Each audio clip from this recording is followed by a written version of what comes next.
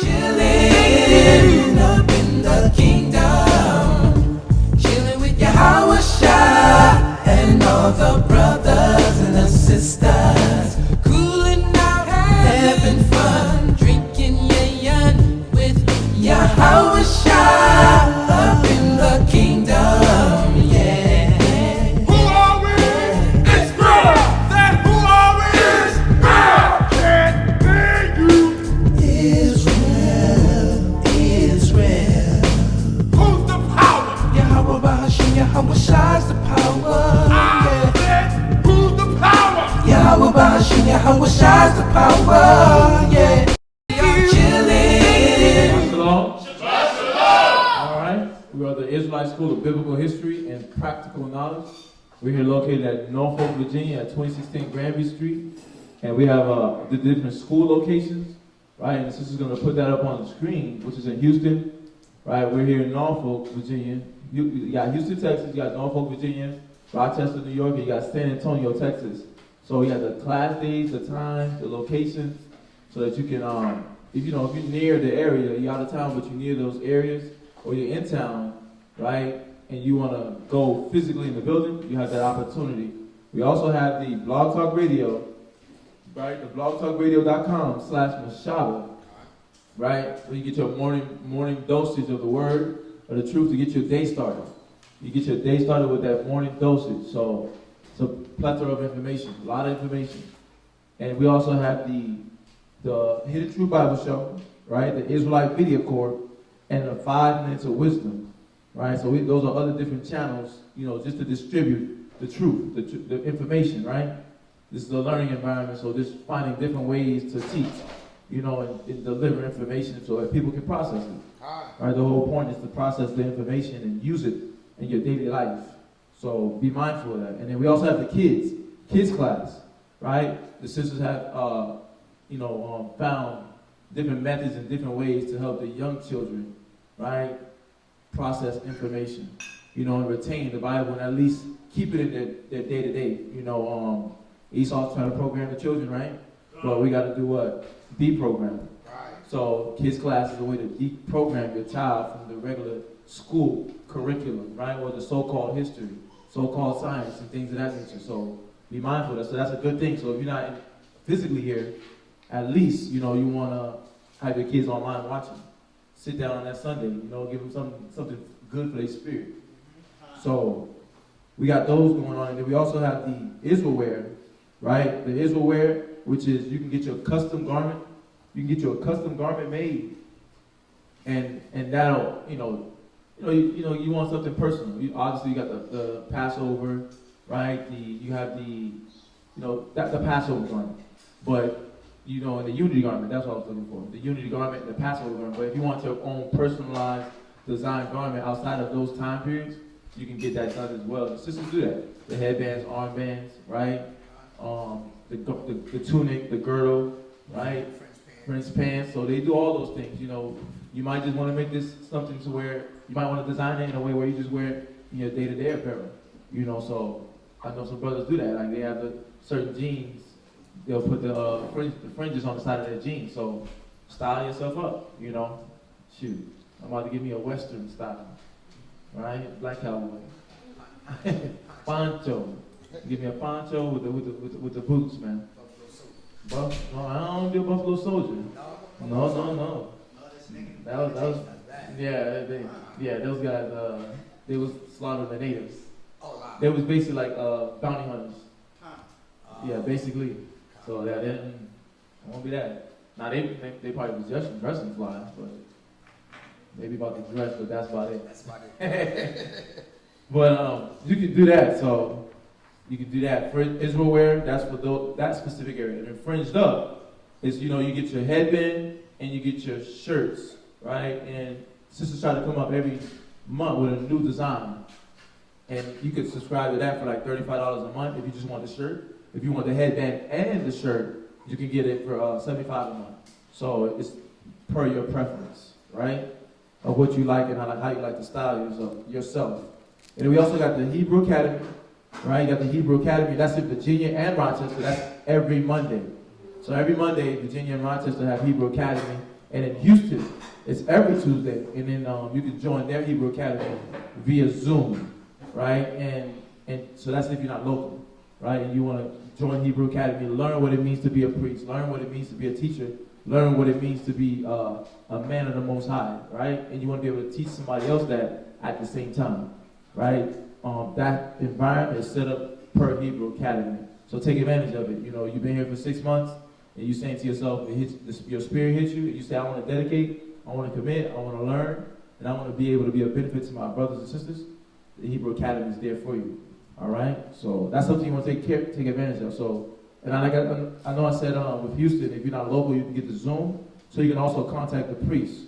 So the priest for Houston, you can contact priest called S.O.W, which is 303-557-8979, so that you can get in contact with them, so you can tag in with the Zoom, with the Hebrew Academy. But on top of that, you also got priest Kazaki, which is 757-300-4047, and that's if you just got any questions, marital questions, right? How to deal with your wife, how to deal with your husband, or vice versa, right? Whoever, like you may be married, your husband might be in the world. You may be married, your rib might be in the world, but you're in the truth.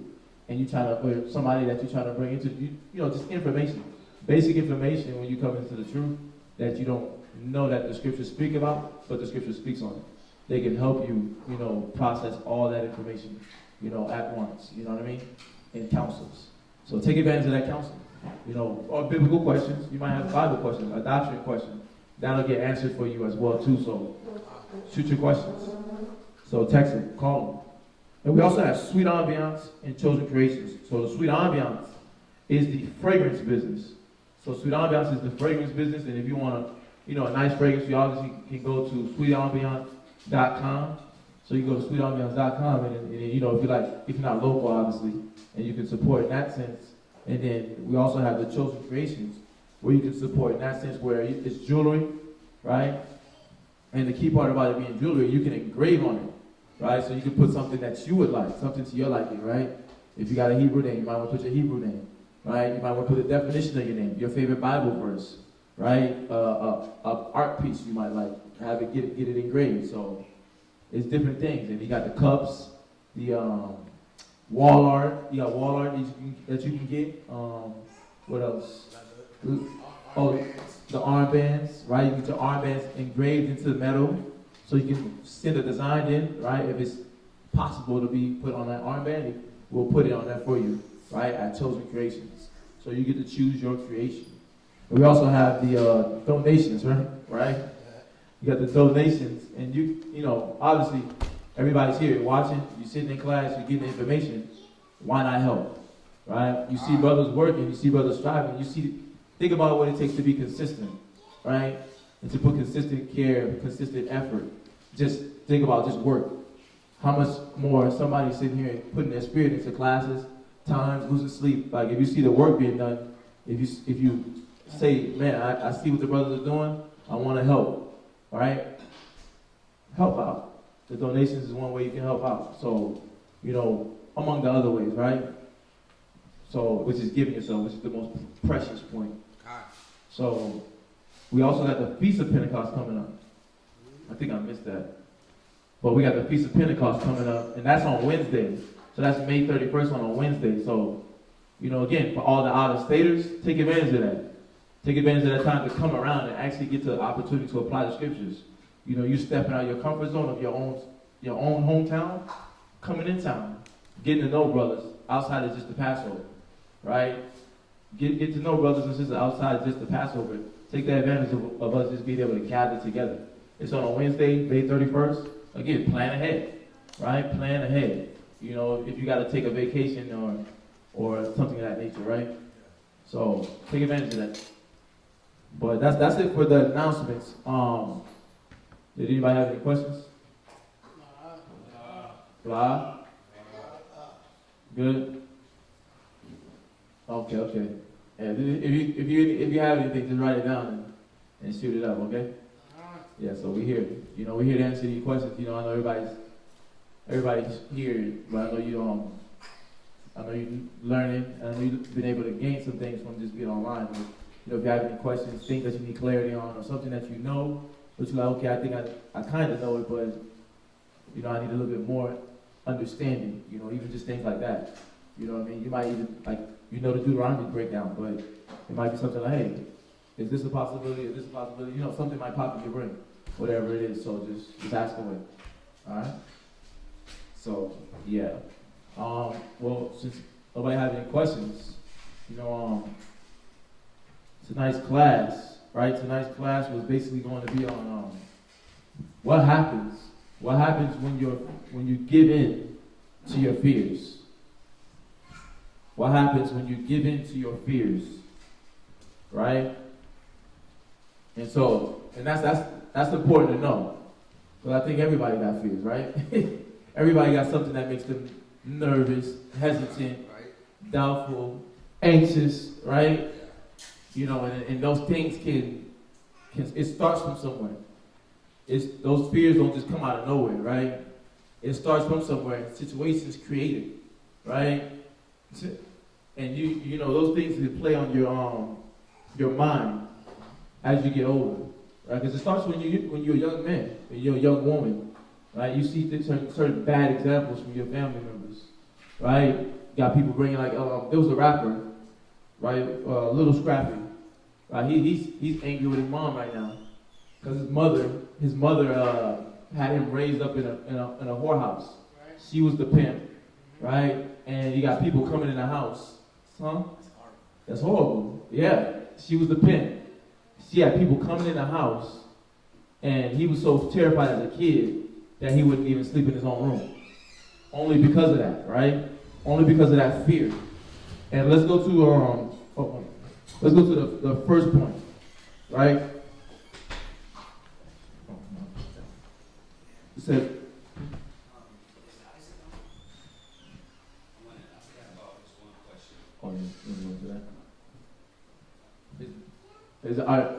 Isaac, if you want, could you let your presence be known?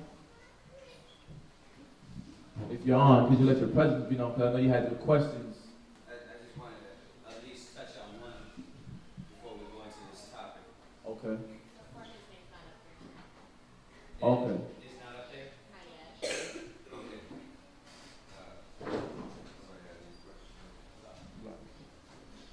Right.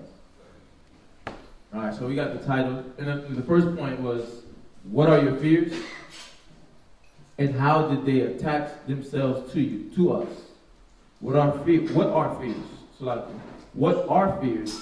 And how did they attach themselves to us? You see that? In the first verse is Wisdom of Solomon 17 and verse 12. So what are fears and how did they attach themselves to us?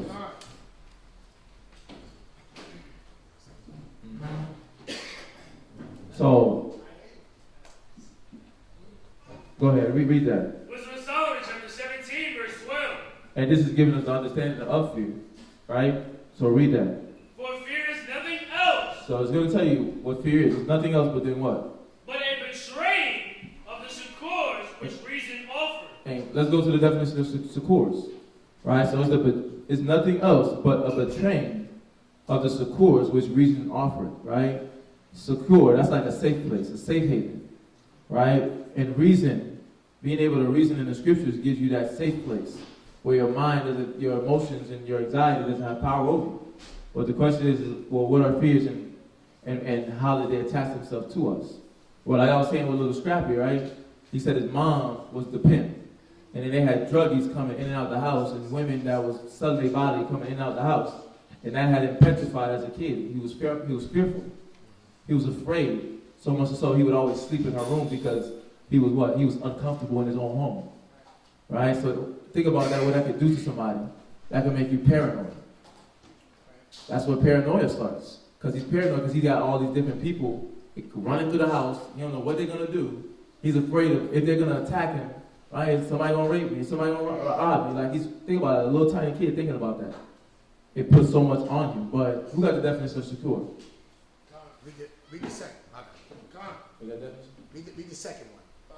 Secure says aid, help, assistance, particularly assistance that relieves and delivers from difficulty, want, or distress. That's the second one? Yeah, because like what you were saying is an example of the brother, being raised in that horrible environment as a little child, where he's naturally wanting to be safe. Right. He's looking for what? A support, right? In that distressful moment. But the Bible tells us that fear is a betrayal of aid. But see, we, even though we're raised here in America, what's our aid? What's our support as Hebrew Israelites? The word. God. I mean, do y'all believe that? Okay, yeah, so there's nothing that we should fear. Because if we say we fear, then that's what you're saying is you don't trust in the word. You don't trust in the wisdom. That's exactly what it's saying. Right. Right, and that's exactly what the verse is saying. But it starts from somewhere. It starts from experiences, things that you've seen. Like I know we use the rapper's example, right? His mom was a pimp, druggie, right? But then some people it wasn't as drastic as that. It was just your dad. Your dad was an overbearing dad, right? There's a positive sense, right, where he's just protecting you. But then there's the overbearing where he likes balance and how he disciplines, right? You got the switches. There's always a whooping. There's never a talk. Right, so then, because it's always a whooping, there's no talk. You start to build this timid spirit, where you're afraid, right? You're afraid of what they say, communication, right? You build a fear toward communication, and then now you avoid all situations, right? Because you're fearful of what can happen. Because your father beat the masculinity out of you, right? He tried to discipline you so much, he done beat the masculinity out of you, and the ability to think. Just that alone. It killed your ability to just even think, because now you don't know how to think through issues. Because why? He beat all it was beatings and no communication.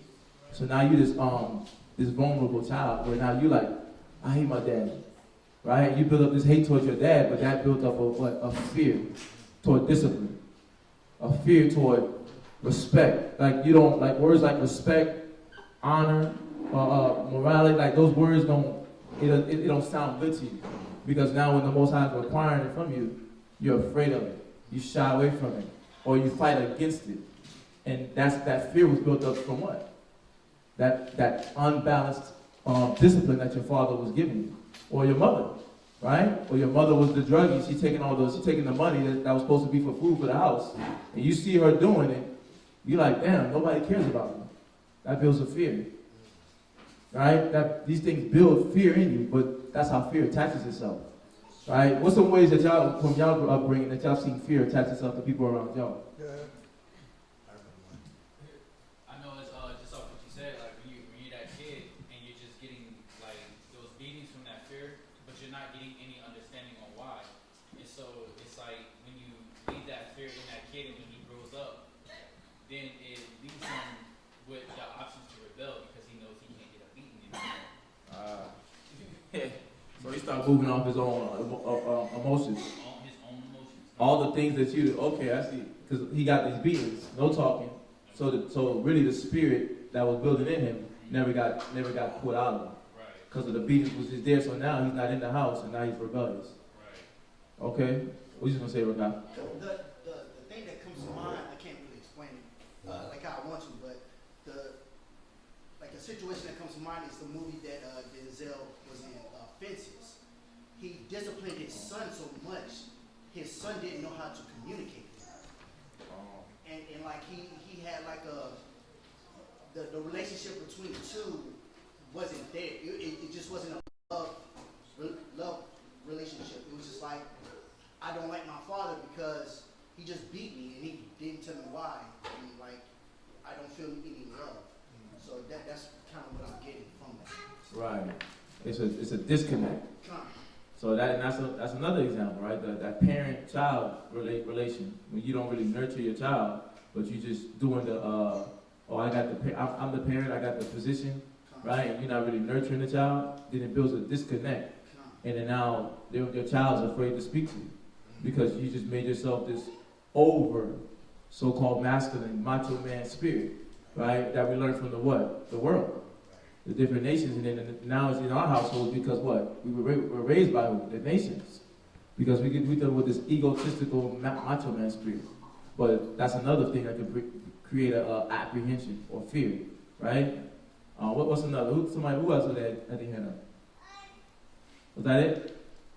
Okay, I thought somebody else had a hand up. I thought multiple hands went up. But it says, read that one more time. For fear is nothing else but a betraying of the accord. And that's really what the fear is. Because you betray what reason is because of an experience that you had. Right? We're in a world where we didn't grow up knowing who we are. And so now our parents don't have that. And then now you're living in destruction. They're raising you in that destruction. And they're treating you with that sinful, that negative spirit that they gained from Esau and the different nations. And so now, beings, discipline, right? Communication, relationships, everything looks negative to you, and it builds a fear in you, right? Where now, what's another fear, which is like in relationships, all these women are loose. There's no loyal women, right? Or vice versa. There's no good man out here. So that's another fear that comes in because of what? Sometimes it's not even your own experience. You're just looking at what other people go through. And that builds a fear, right? And sometimes it is your experience, but then you don't see that your behavior is causing those things, the things that you entertain. What were you going to say? I was about to say, you want to know what that does? It's like when you have that fear, and then you eventually come up to a point where you're scared of the correction, and then that's when you start to hide things. So like when you're corrected in the wrong way, and then when it comes to a point where you're getting shown how to be corrected the right way, you would even hide that just because you fear. Yeah, you can't. You can't even process that you're getting help, Right. because you're so tormented by the trauma, or traumatized by this process. Now you don't even know how to deal with this process, bruh. Like, you know, people pay to understand this. They paying this. They're paying psychologists these things that the Most High showed us in the scriptures. You know what I mean? Because a lot of people don't understand what things hold them back. And in the truth, this is the same thing. A lot of brothers and sisters don't move forward in the spirit because they got so many fears that hold them back. And whether it's, I told myself this, I force myself to believe it. I don't want to forgive, let go. Right? You got to forgive. Let's go back to the dad that beat his kid without having a connection, communication, right? You got to forgive him. Right? The only way you're going to be let go of that burden is by forgiving. Father, forgive them, for they know not what they do. That's the only way. Because you come into the truth and you still got that spirit of anger on you, right? The spirit of resentment. You're never going to get past these things. And this is, remember, why are we going over these topics? Why are we going over this subject? Where you think we go online and then put in there, what class I'm going to go over tonight? We Google it. Chat GPT tells us. We go, what class to go over tonight, chat? AI. Why do we go over these topics? What? You gotta talk loud. Talk loud so they can hear you online.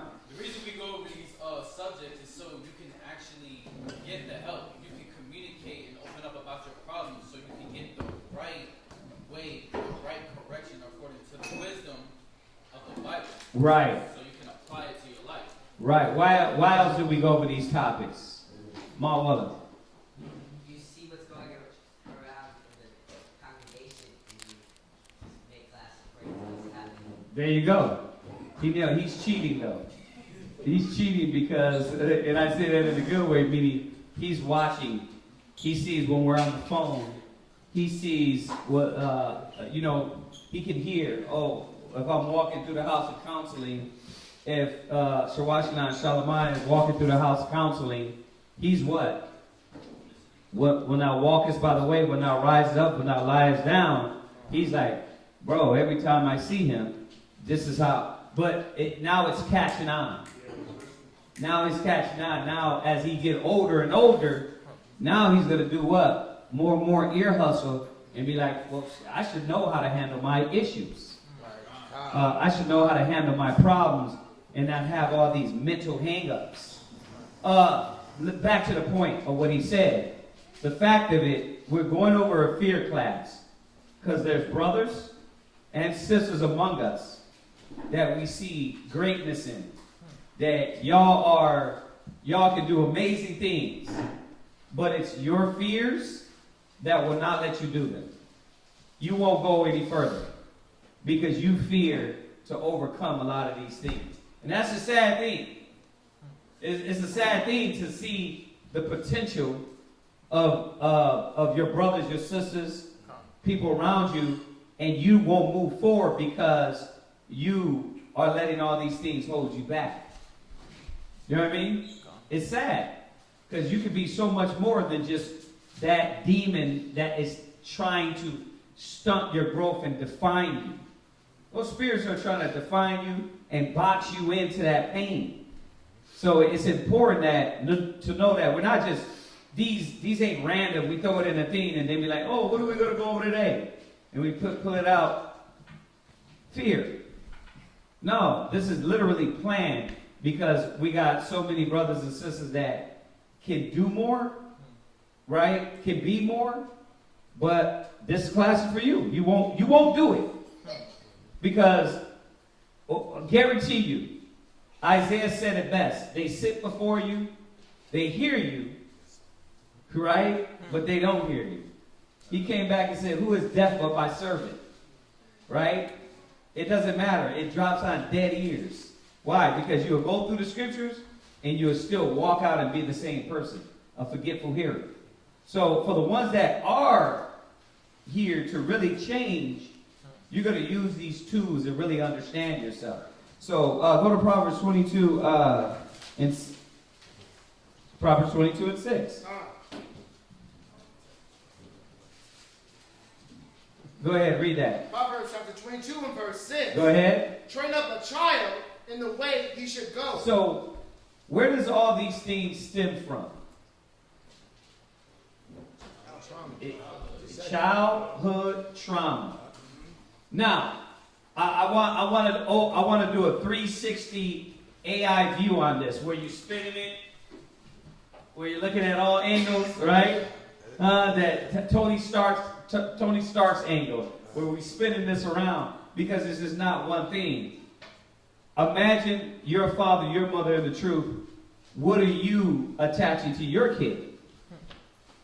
So we're talking about this trauma that some of us as older people have, right? Or younger people. But then let's look at the kids. What trauma that you attach to your kid and you still haven't addressed? You see that? That's why I ask my kids, I'm like, you good? Is everything all right? But one time I had asked them, I said, listen, has anybody ever tried to touch you in school? And they can't. Why? Because you're acting traumatized. Then when you're saying no, then what is it then? Oh, you're a spoiled brat. You ain't traumatized, you just spoiled as hell. Right? You're not abused. You get everything you need. That's everything you need. Not everything you want. Right? So, but you got to ask that. Hey, has anybody touched you? Is there something that I don't know about that you've been abused? Because a lot of that stuff happens at school, right? And Lord forbid, I thank the Most High, it hasn't happened among us, but there are schools that it happens among. That's why we tell everybody beware, right? Everybody comes in and they're not what? Clean. Then you got to watch your kids, right? Because in the other camp, what happened? The kid was trying to do it to another kid. Why? Because the supervision wasn't there. You see that? So we got to always watch for these things and be aware, because that trauma, Christ said it best. The scripture said it best. He came not to heal the whole, but the sick, right? So that's what you get among us. You get brothers and sisters that just don't want to communicate, don't want to talk about it. You know what I mean? They want to shut that down, close it deep down in the tears of their subconscious, and never open that box again. But you gotta open it up. You gotta open it up, take it out, lay it down, see it for what it is. Damn, throw some lighter fluid, get a match, throw that, burn that boy up. It's right. The devil is not welcome here. And you're done and you move on. Because if not, you would be 40 what? Same. Like, why is this guy still reluctant? Why does she still not want to talk? Because her dad touched her. Her mom beat her. Her uncle molested her. We were talking about it today over the phone. You got certain brothers, their mothers had a dyke spirit on them. And all they did was do what? Because the brother asked me, he said, what's up with the brother? You know what I mean? What's up with his background? Right? And then you start seeing that, his mom had a real manly spirit on him. And what happened to him? She broke him to where now all he thinks is, this is how you deal with women. I'm going to cater to you. I'm going to be subservient because a woman broke him. See, all these things are trained up. They're taught to us. You know what I mean? They're taught to us, and then you go what? You can't get out of that mode. You're stuck in that mind state. Right? So, read it again. Train up a child. So what are we training up? Our children. In our children. And then what have we been trained what? That goes into yesterday's. It goes into yesterday's class. The beautiful series, if y'all was able to catch yesterday's class, about being what is a man, right? And we went over, and the brother went over beautifully in detail about how we were trained and raised by a nation of children. So when we experienced this childhood trauma, right? They didn't teach us how to communicate with it.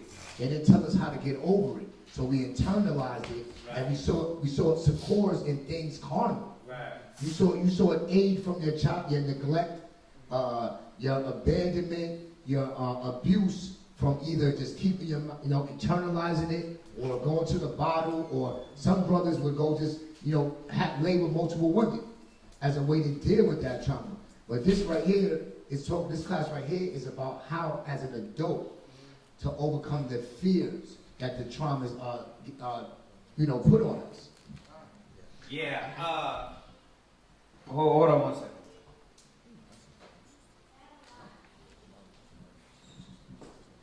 Okay. Go. What she said? No, it wasn't. What's the question? No, it wasn't no question. Okay. So read that one more time.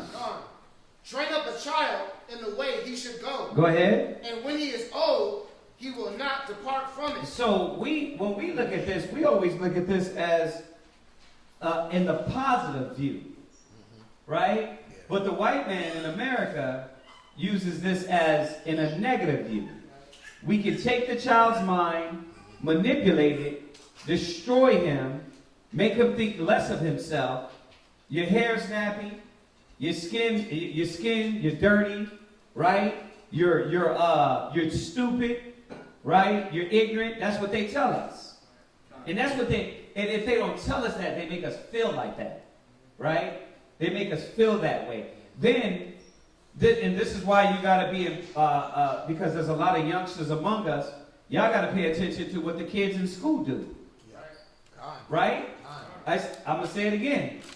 I said, yeah, we're going to push your mind one in school. And Quadashai gave me the death stare. Don't do it. I'm like, what is going on in school that we don't know about? She looked at me and was like, don't do it. But why did she look at me like that? Because she's saying all what is pure in him will get ripped out of him. You see that? All I can play with kids and we can all have fun. No, you're going to have somebody bully you. You're going to have somebody talk about your hair. You're going to have somebody talk about why you're joking. Because all those little demons in school come from demonic parents. And they're not teaching the kid. They're not training them up with wisdom and understanding. So the world is trauma. The world is trauma. And that's why we got to understand our weapons and our tools and start weaponizing our children. So they won't be traumatized like us. Right? Because it's hard to get past these things, man. How do we get y'all past these? How do we get y'all past these things? These battles. You know what I mean? How do we do it? I know you thought it was as easy as what? Christ is black, right?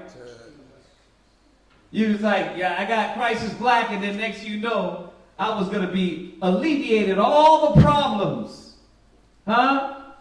Porn problems. Jacking all problems. Stealing, thieving, lying. Soon as I knew Christ was black, I made it into the kingdom. Nah, it's way more than that to put off the old man and put on the new. So that's why we're talking how many years you've been in the truth and how much problems. Like when we talk to new brothers, they're like, damn. They realize what? Damn, I'm just barely working on myself. And then you're like, I've been in the truth. I've known of the truth. Or like the scriptures say, or rather known of the truth, right? For like how many years? And you're barely working on the lust spirits, the pride spirits, the doubt spirits, the egotistic spirits, the jealousy spirits, the anger spirits. Huh? We all learned this from a child. We all learned this from bad actors, man. Bad actors. Y'all see that?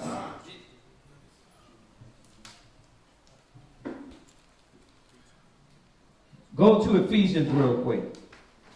Yeah. Oh, I'm sorry. Go to Jeremiah 18 and 12.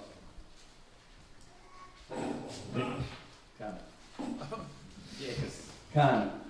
Read that. Jeremiah 18 and 12. Jeremiah chapter 18, verse 12. Right. So this is what the world has done to us, man. And we got to remind ourselves of these things. As children, we learn these things. So what are we saying? We're saying, you young brothers and sisters, you make sure you talk. Don't let nobody in the world manipulate you and destroy your strength. Talk. Communicate. We're talking to the older brothers and sisters and say what? You got to be mature enough to what? Talk. Right? We were just talking to Quatazak. And, you know, he says Houston is the old camp. Because everybody out there is 45 on up. Right? And he's right. But guess what they're talking about? How do we get the old people to what? Talk. Like, this is universal, man. Because you feel what? You feel that you can't talk. You feel that you're going to be looked at a certain way when you do talk. Because you have this shortcoming or this problem. Right? So you see why we got to realize the necessity for the cleanse, the washing, the correction? Or you what? You demonize that. You demonize the help. It's like that brother or sister's there to help you, and you're like, what? I don't want to. That's my business. No, it's not your business anymore. When you came to the Lord, what has to happen? That got to be purged out. Because if not, you do what to the people around you? Huh? You pollute them. You see how you can't be selfish? When you was online and you was in your own little bubble, you couldn't affect us, but you still was destroying your family. So that individual mind of, you know what? Nah, I'm good. Like, that's my problem. You err not knowing the scriptures. It's all of our problem. We're one nation. We're one people. We're one kin. One kindred. And as we're there for each other and do our job for each other, then we'll be able to help out each other and grow. But if we keep doing what the churches do, you come in the middle of church, right? You see this brother over there still in molest spirit, and they don't cast those demons out. You see the youngster, he's still in what? Whoremongering spirit. and you don't cast those demons out, what happens to the church? A little leaven what? You see why it says the whole head is sick? It says the whole head is sick. And this is where we get corrupted at. So we got to be on top of it. We can't hide it no more. Oh, he was a child molester. Is he doing that now? Well, how it worked out, is he doing that now, though? You repented. Oh, he was a drunk, right? You know what I mean? He was a drunk. Man. Oh, bro, he's a whoremonger. Is he still doing that?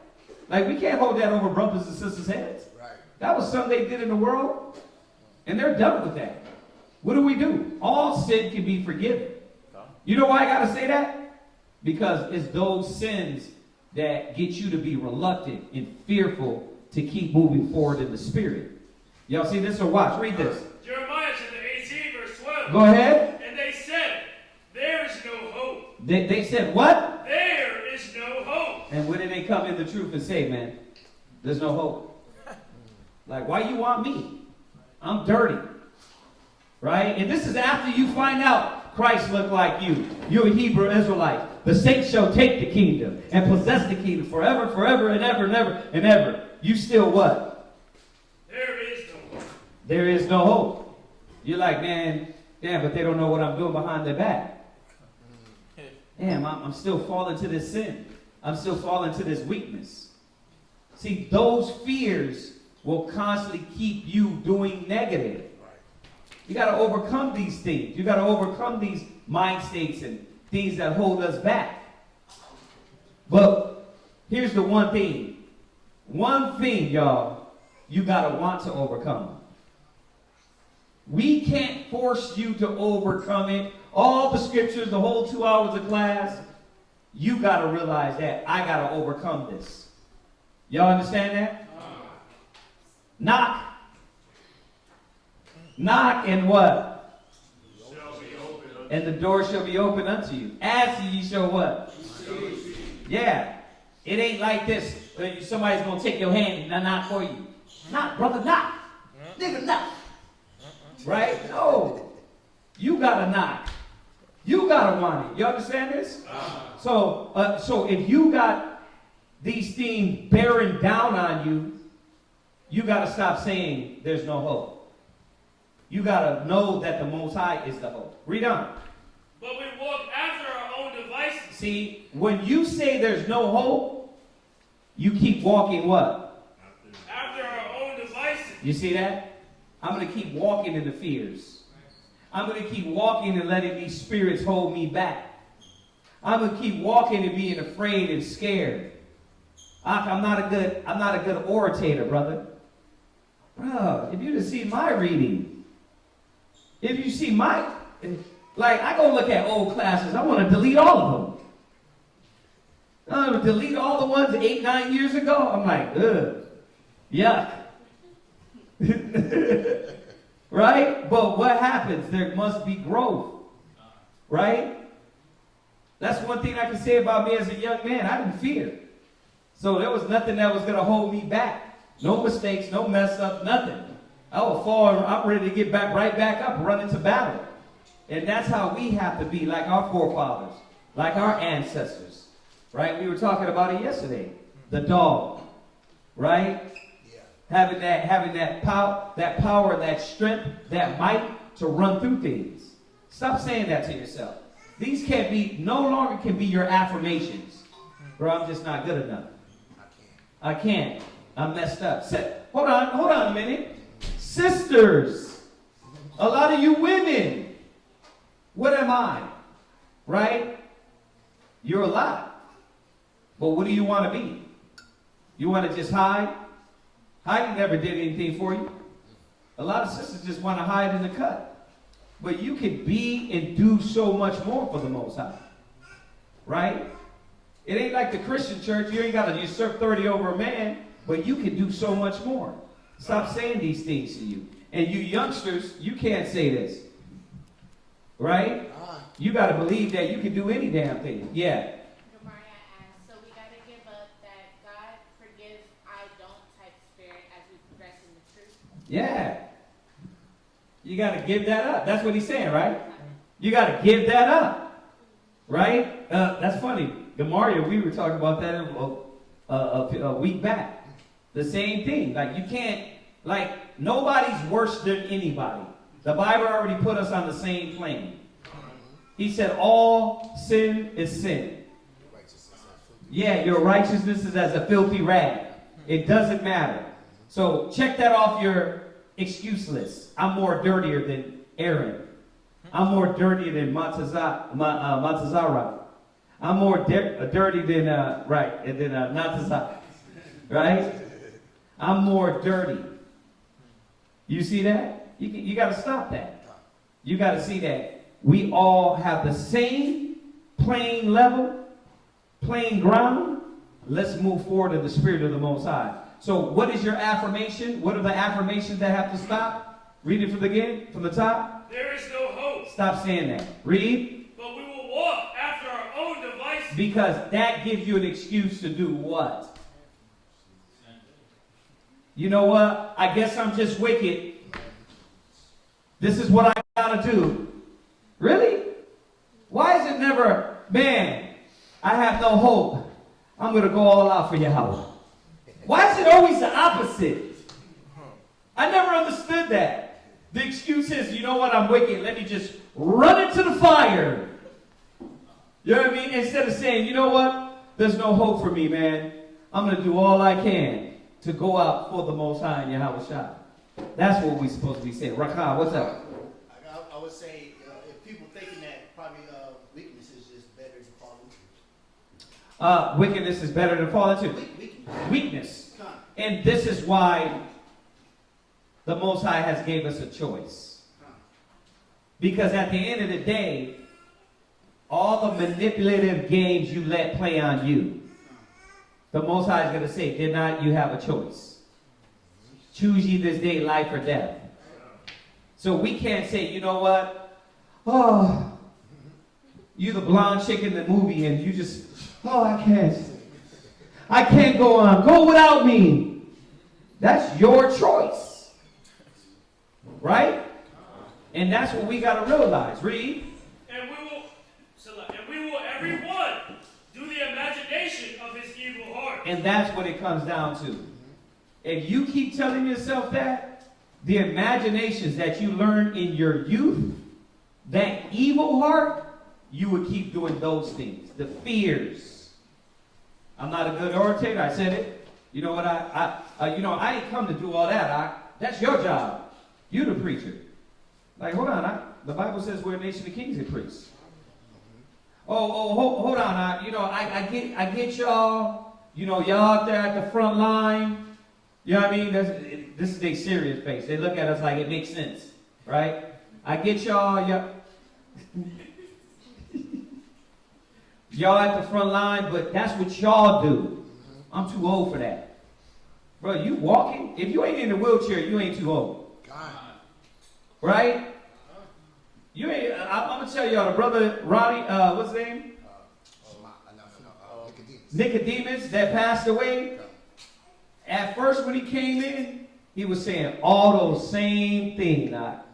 He was saying the same thing. Oh, my knees. Oh, my back. He's like, I can't see at night, so I can't drive.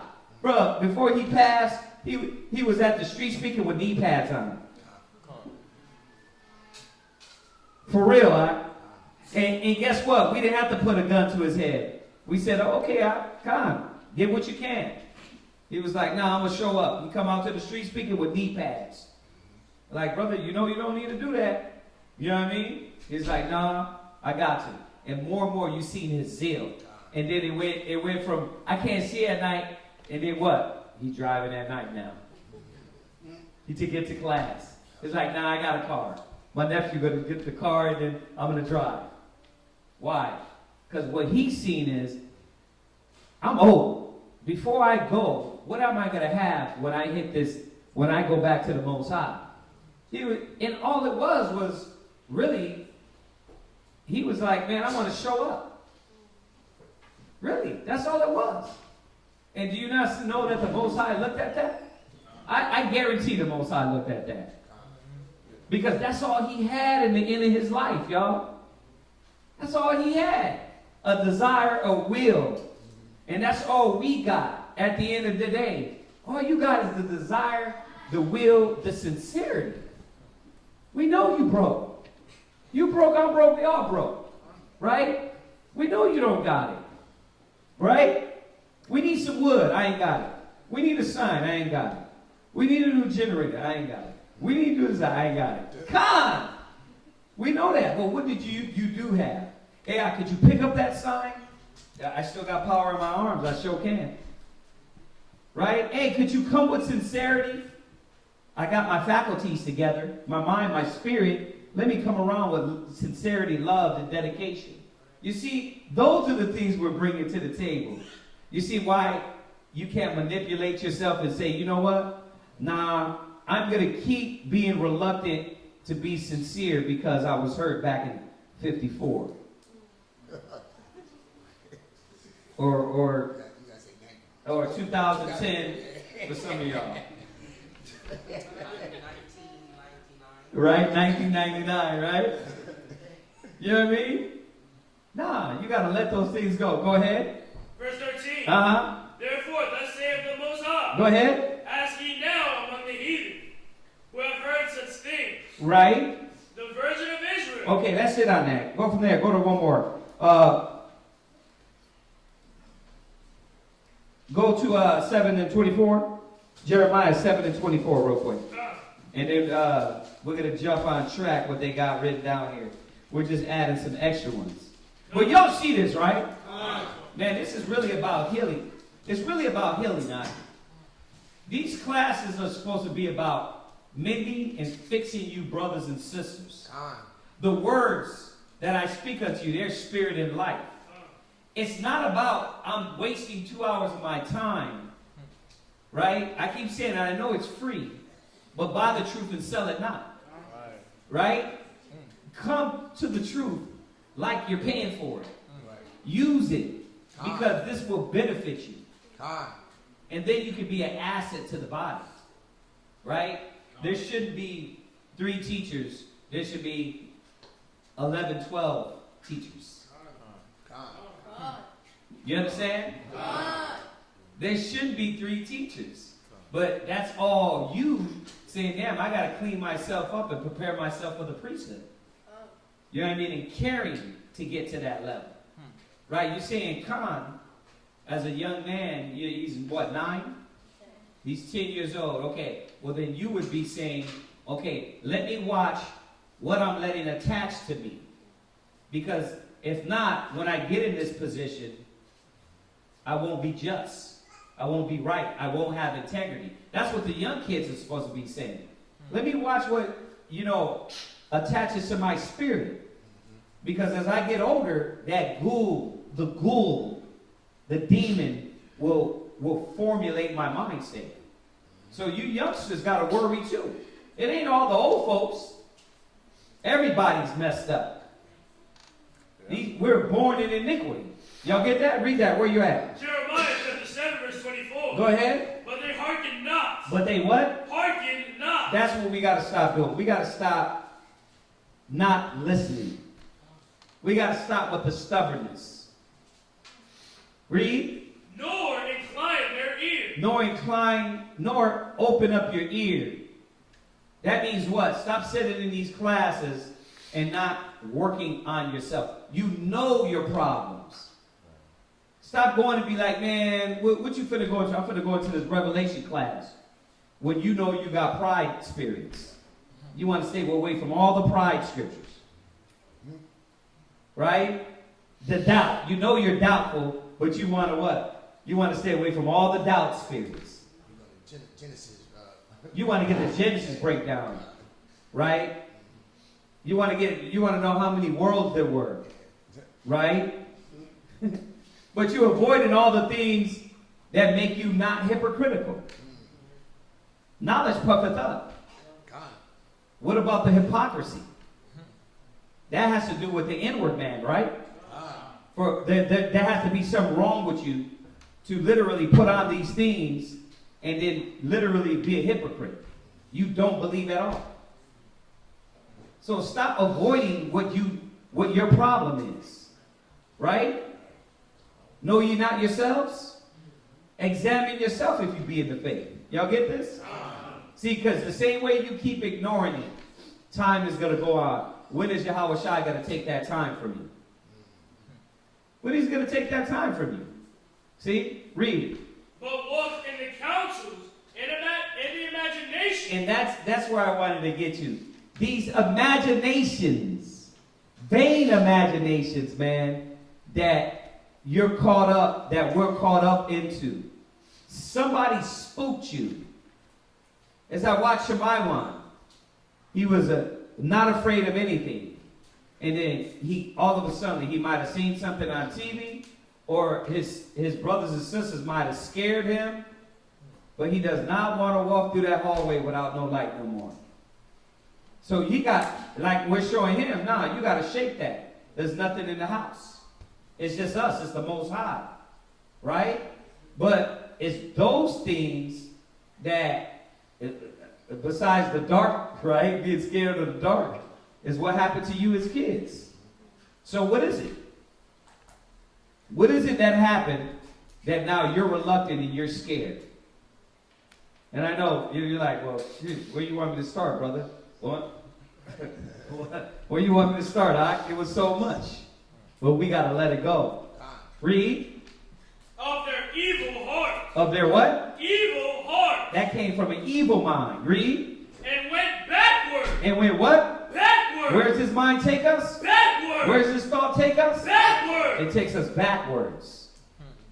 And we got to stop moving backward and know we got the truth now. Let's move forward.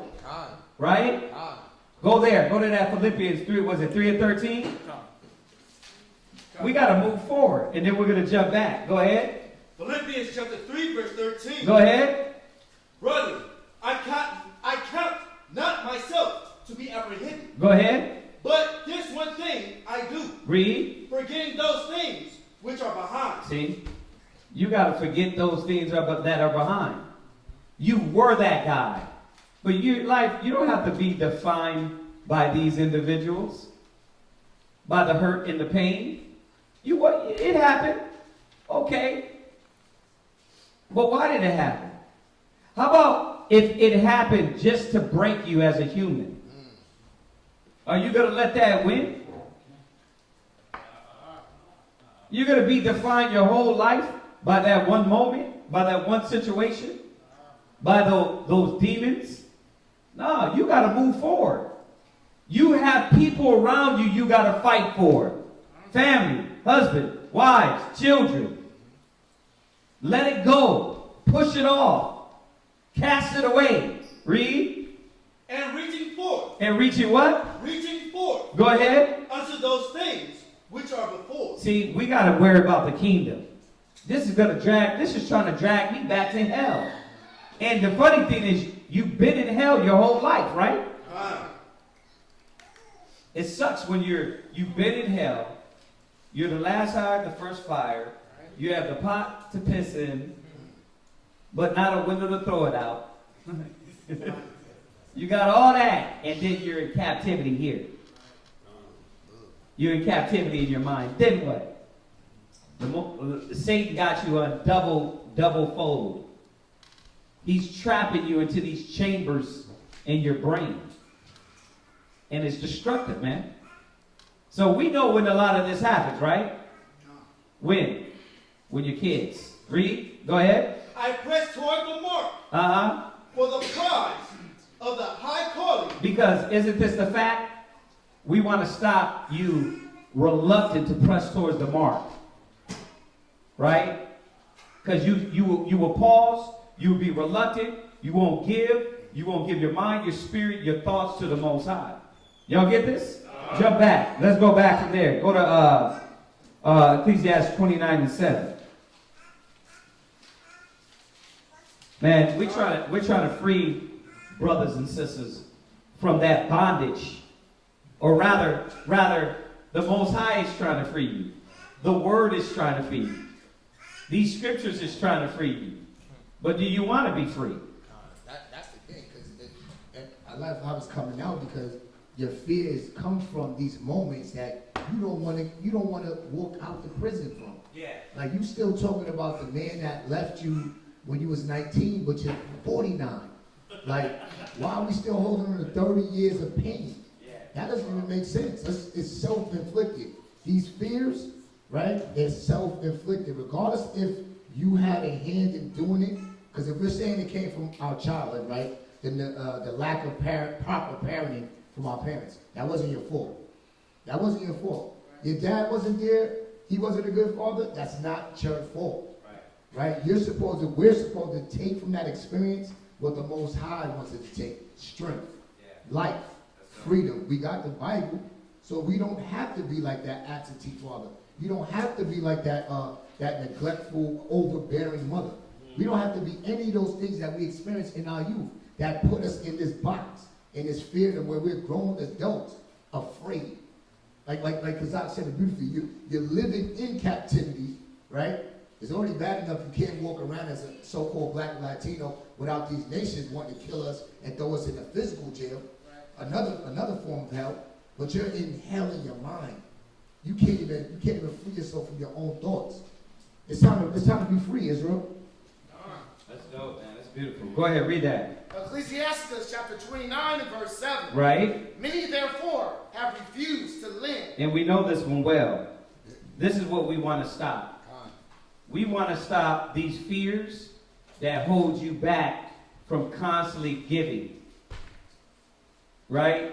You don't want to give no more. Time, spirit, communication, love. Right? How many of us still got trust issues? What you doing? Taking that up? It's hot, huh? Yeah, I thought it was just me.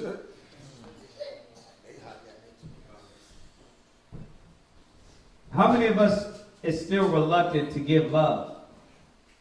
Huh? You still think like them in the world. You ain't my brother. What they tell you? What she tell you? She said, oh, you ain't my brother. And then she just kept it moving. She looked at me like I was crazy. She gave me a face. Yeah. Oh yeah, but how many of us still believe that? Think that way? You know what I mean? Because you've been hurt by somebody. You've been abused by somebody. And when it's your family, it sucks. Right. When it's family members, it sucks. Right? See, but we got to stop this. That's why I keep saying this. Think about it. If it was your family, what are you doing to stop that whole thing? The whole cycle. Because a lot of you steady trying to be around your family. They put down the cigarettes? Nope. They put down the weed? They put down the drinking, the belligerently? They put down the whoremongering? But you steady want to be around them. When you bring your kids around them, then what? Who's going to influence them? Your family. Huh? But say, hey, let's come to class with me. They always want you to bend to them. But when it comes to you getting them to bend, what happens? Now, you know that I'm not about that. So then why the hell why when I tell you we don't do Christmas, the same mindset ain't reciprocated? Like, I don't badger you. I don't get on top of you when you say, nah, I'm not about that. Well, why you don't understand that? Y'all get this? We got to understand. You're always forfeiting your spirit for these individuals in the world. And that's why those things rule you. They rule your emotions. That's where the doubt and fears come in. They got you second questioning. But you don't got them questioning anything. You think they sweating at home like, man, I do need to get in class. He's been telling me the whole time. No, you go right back to their house. Mom, how you doing? What? You open that refrigerator, that pork is still there. December 25th, it doesn't change. That Christmas tree is right there. Right? Yeah. But they making you feel bad. Right? They make you feel bad. But that's the thing, and not you, but a lot of brothers and sisters still got worldly attachments that what? That will hurt, harm, and damage to you, and you have what? You got this connection with your abuser. Right. Oh, wow. Yeah, you got this connection with your abuser. Yeah. Yeah, you still ain't say nothing to your uncle that was abusing you and touch you when you was 13. You ain't say nothing. I'm like, bro, you know you a demon, right? Did you get help? You hiding. You still hiding. You're a grown man, a grown woman still hiding. We got to face the abuse, y'all. We got to face the fears. You understand that? Go there. Go to Romans 8:38-6. Now, this is a common one in my house. I'm constantly reminding my sons, we got to face the fears. Read that. Romans chapter 8, verse 36. Go ahead, Malak. Yeah, go ahead. As it is written, for thy sin we are killed all the day long. Go ahead. We are accounted as sheep for the slaughter. Yeah. Is that the verse? It's 36, right? Go ahead. Read on. Nay, in all these things, right? We are more than conquerors. See, we're sheep continually led to the slaughter. But we got to reverse this. I'm done with being a dang victim. Right. Ain't you tired of being a victim? Right? Won't you take command and power of those things? Ain't you tired of facing the east with your head down? You can't look up to the Father? Because you're what?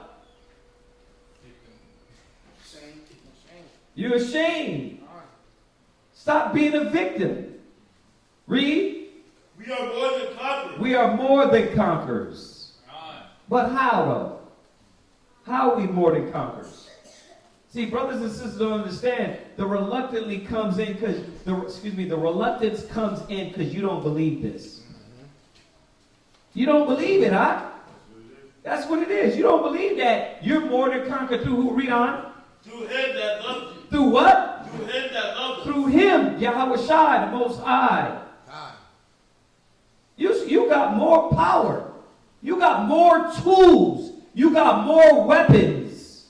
I've been saying that lately. Yahweh, armor us up. Give me the weapons to fight these demons. But you can pray all you want, but you ain't studying. You're not arming yourself up. You're not in the book. You're avoiding what you need to go on. When we go over that class, the sisters is what? They paying attention to the babies more. Then you got diarrhea. You in the bathroom more. Huh? When we go over the topics that work on your spirit. That's when you hear all the noise in the back. Why? Because you're trying to hide instead of facing your spirit. You want to be the brother to go do the ride. You got to face these demons, man. Right? We got to stop being victims to the white man, to Satan. It says the saints of the Most High shall take the kingdom. What have you taken? Could you get your drawers back, bro?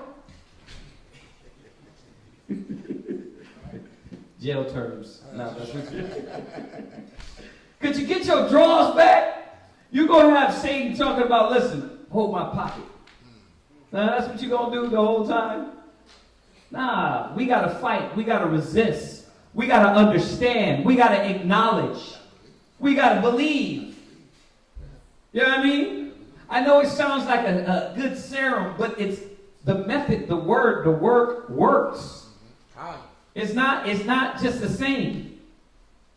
Y'all believe that? Okay, then why are you not overcoming?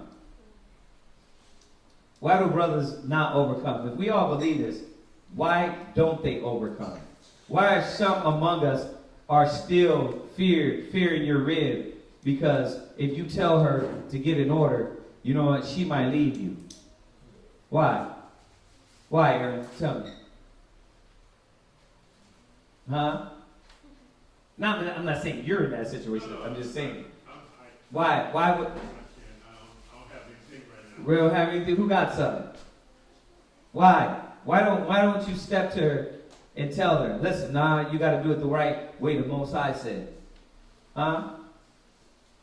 Why? Why, Lionel?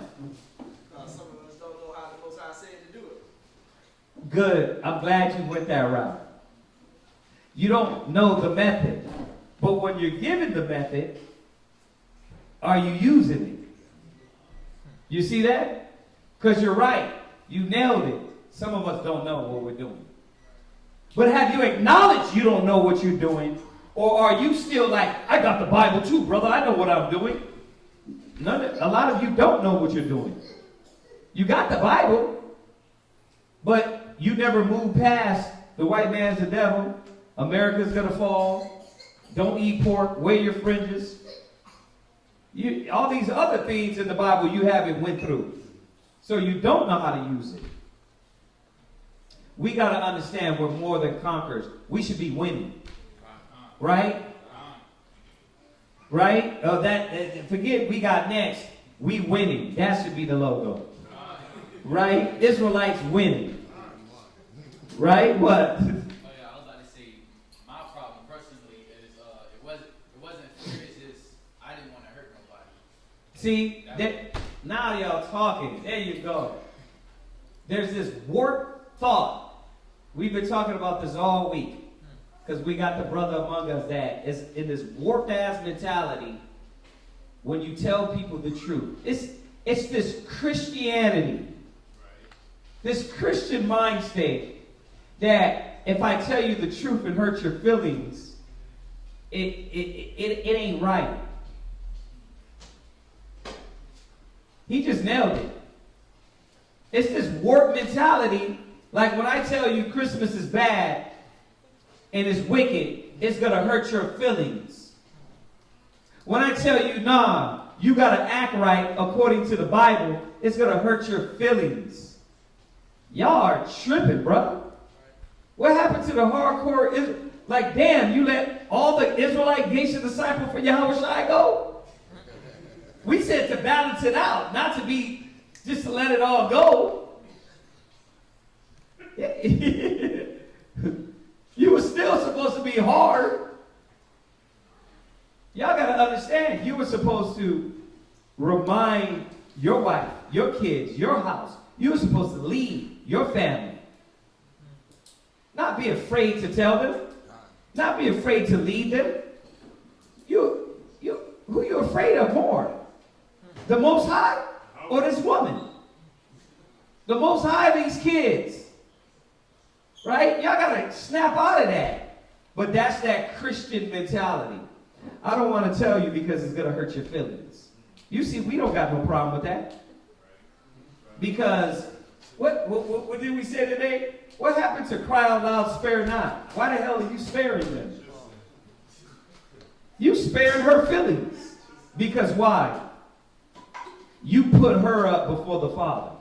That's your fear. I fear telling people the truth because what is going to be the repercussions of me speaking the truth? Shame on you. Because the Most High said what? If you deny me, I will deny you. That's what he said. So all this manipulative, I don't want to tell people the right way because it's going to hurt her feelings or hurt his feelings. Right? You know, the funny thing about that is, does anybody teach you to go run in and just start screaming? Do we teach that? But what you're not seeing is that it doesn't matter. You still fear. It doesn't matter what way you put it forth.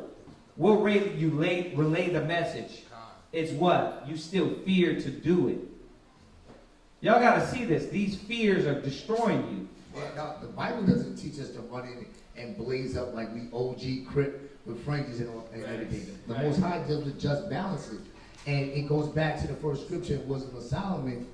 Why would you be afraid to talk to a brother, a sister, a rib, and tell them the truth if you're speaking the word of the Most High? Now, I don't know how to talk to my children. I don't know how to get to my kids without beating the hell out of them. Right. Wisdom, show me the balance through the Bible. I go to my brother, he'll give me the balance, right?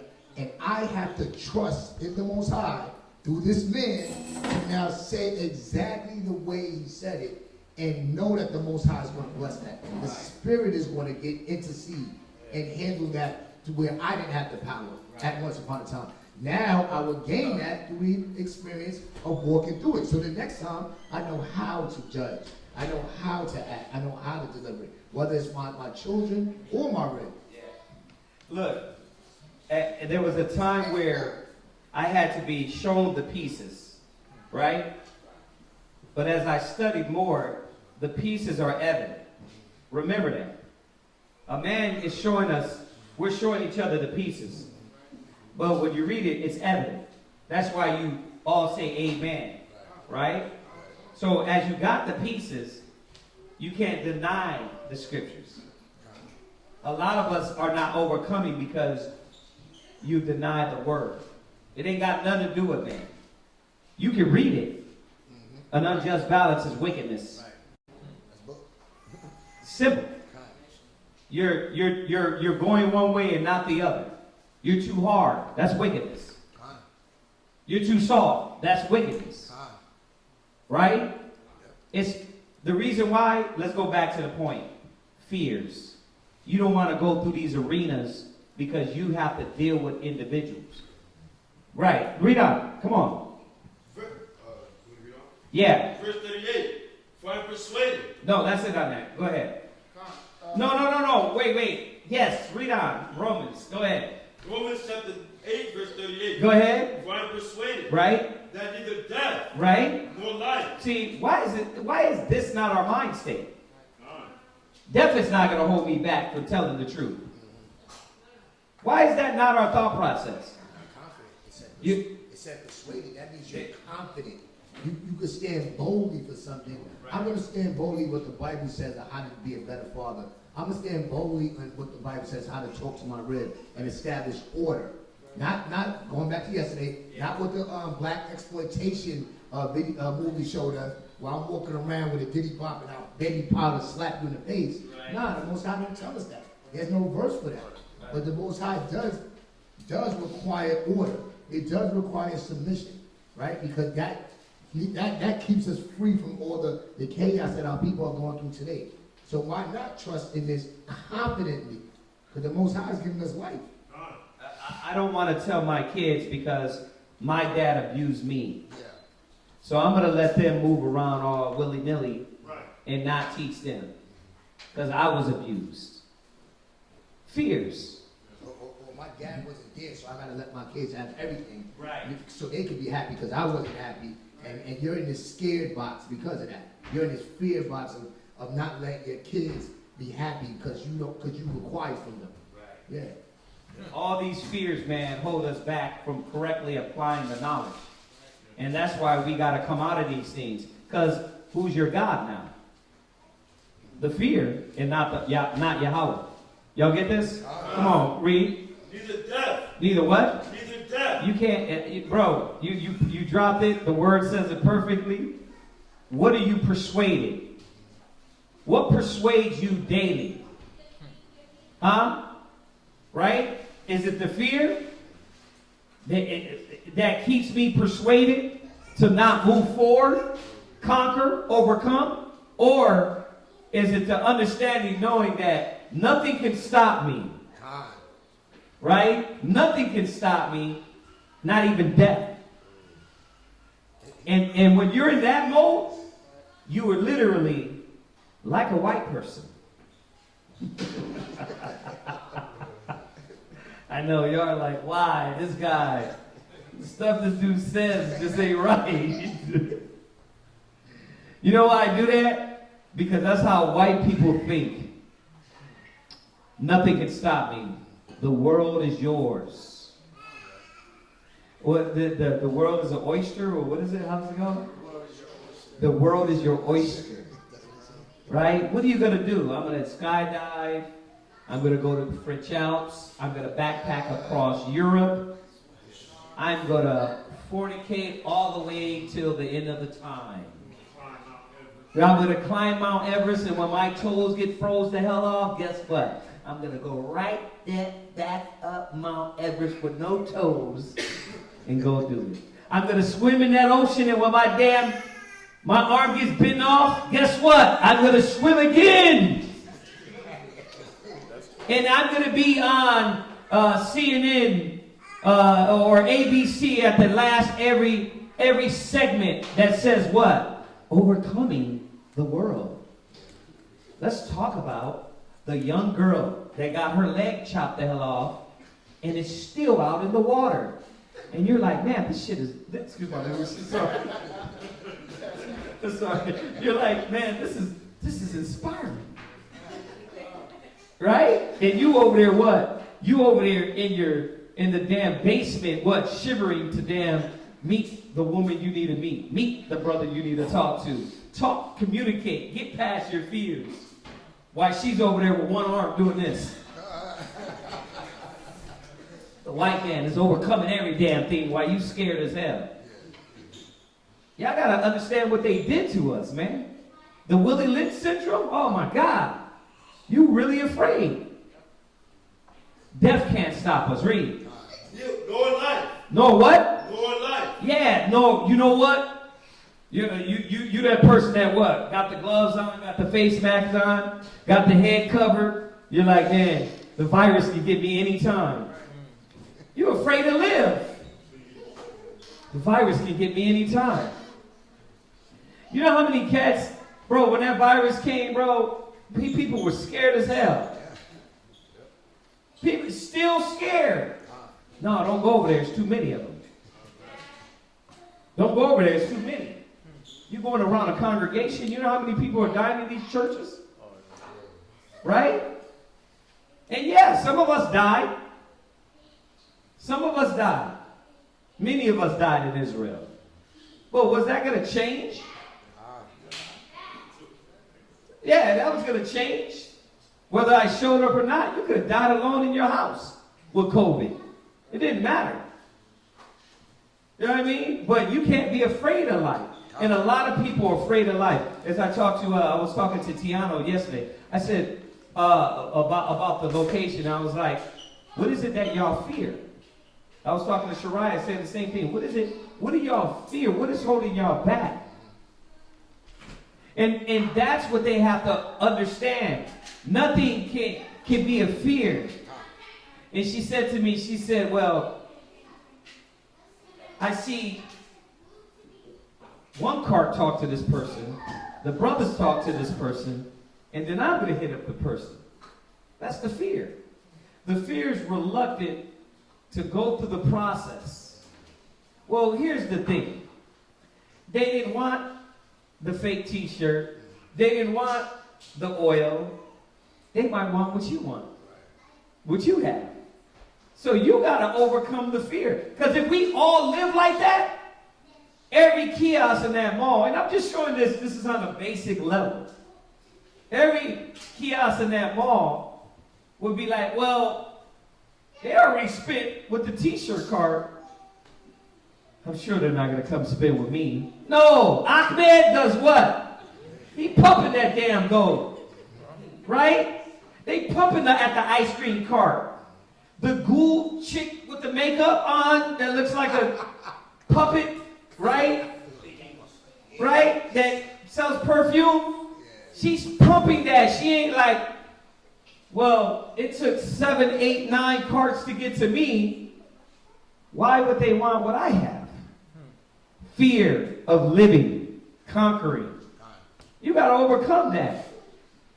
Once again, man, one good thing about growing up in New York, it was a saying back in the days, it's probably still there now. If you can make it in New York, you can make it anywhere. And I'm glad I grew up in the city because I was able, as a young boy, to hustle through the city. Hustle.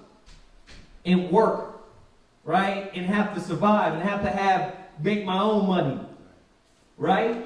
That's what? Because up there you don't have time to amuse in your thoughts. You don't have time to be in your brain. Nah, the Bible, right? The Bible says lean not on your own understanding. So if I'm in the mood and I think because the 3 cards hit up this person and I see them shaking them off, if I'm leading in my brain, then I'm basically saying the Father don't have the power to get that that's the person he sent for me. Right.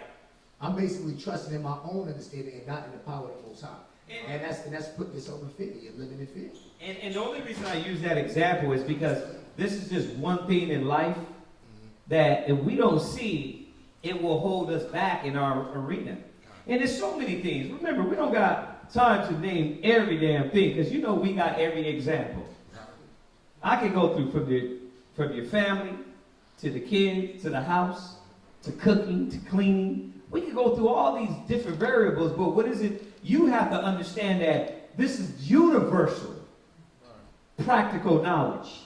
That's why the original school named themselves that. Universal practical knowledge.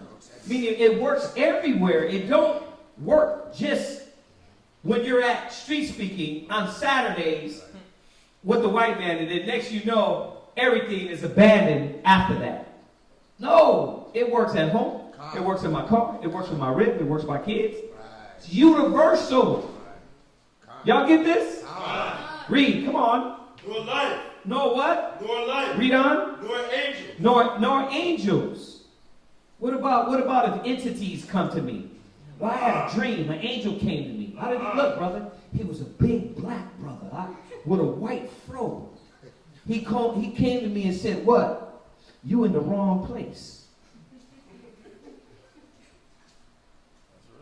And what else happened? I woke up. Well, what place was he talking about? It must have been the Kentucky Fried Chicken spot.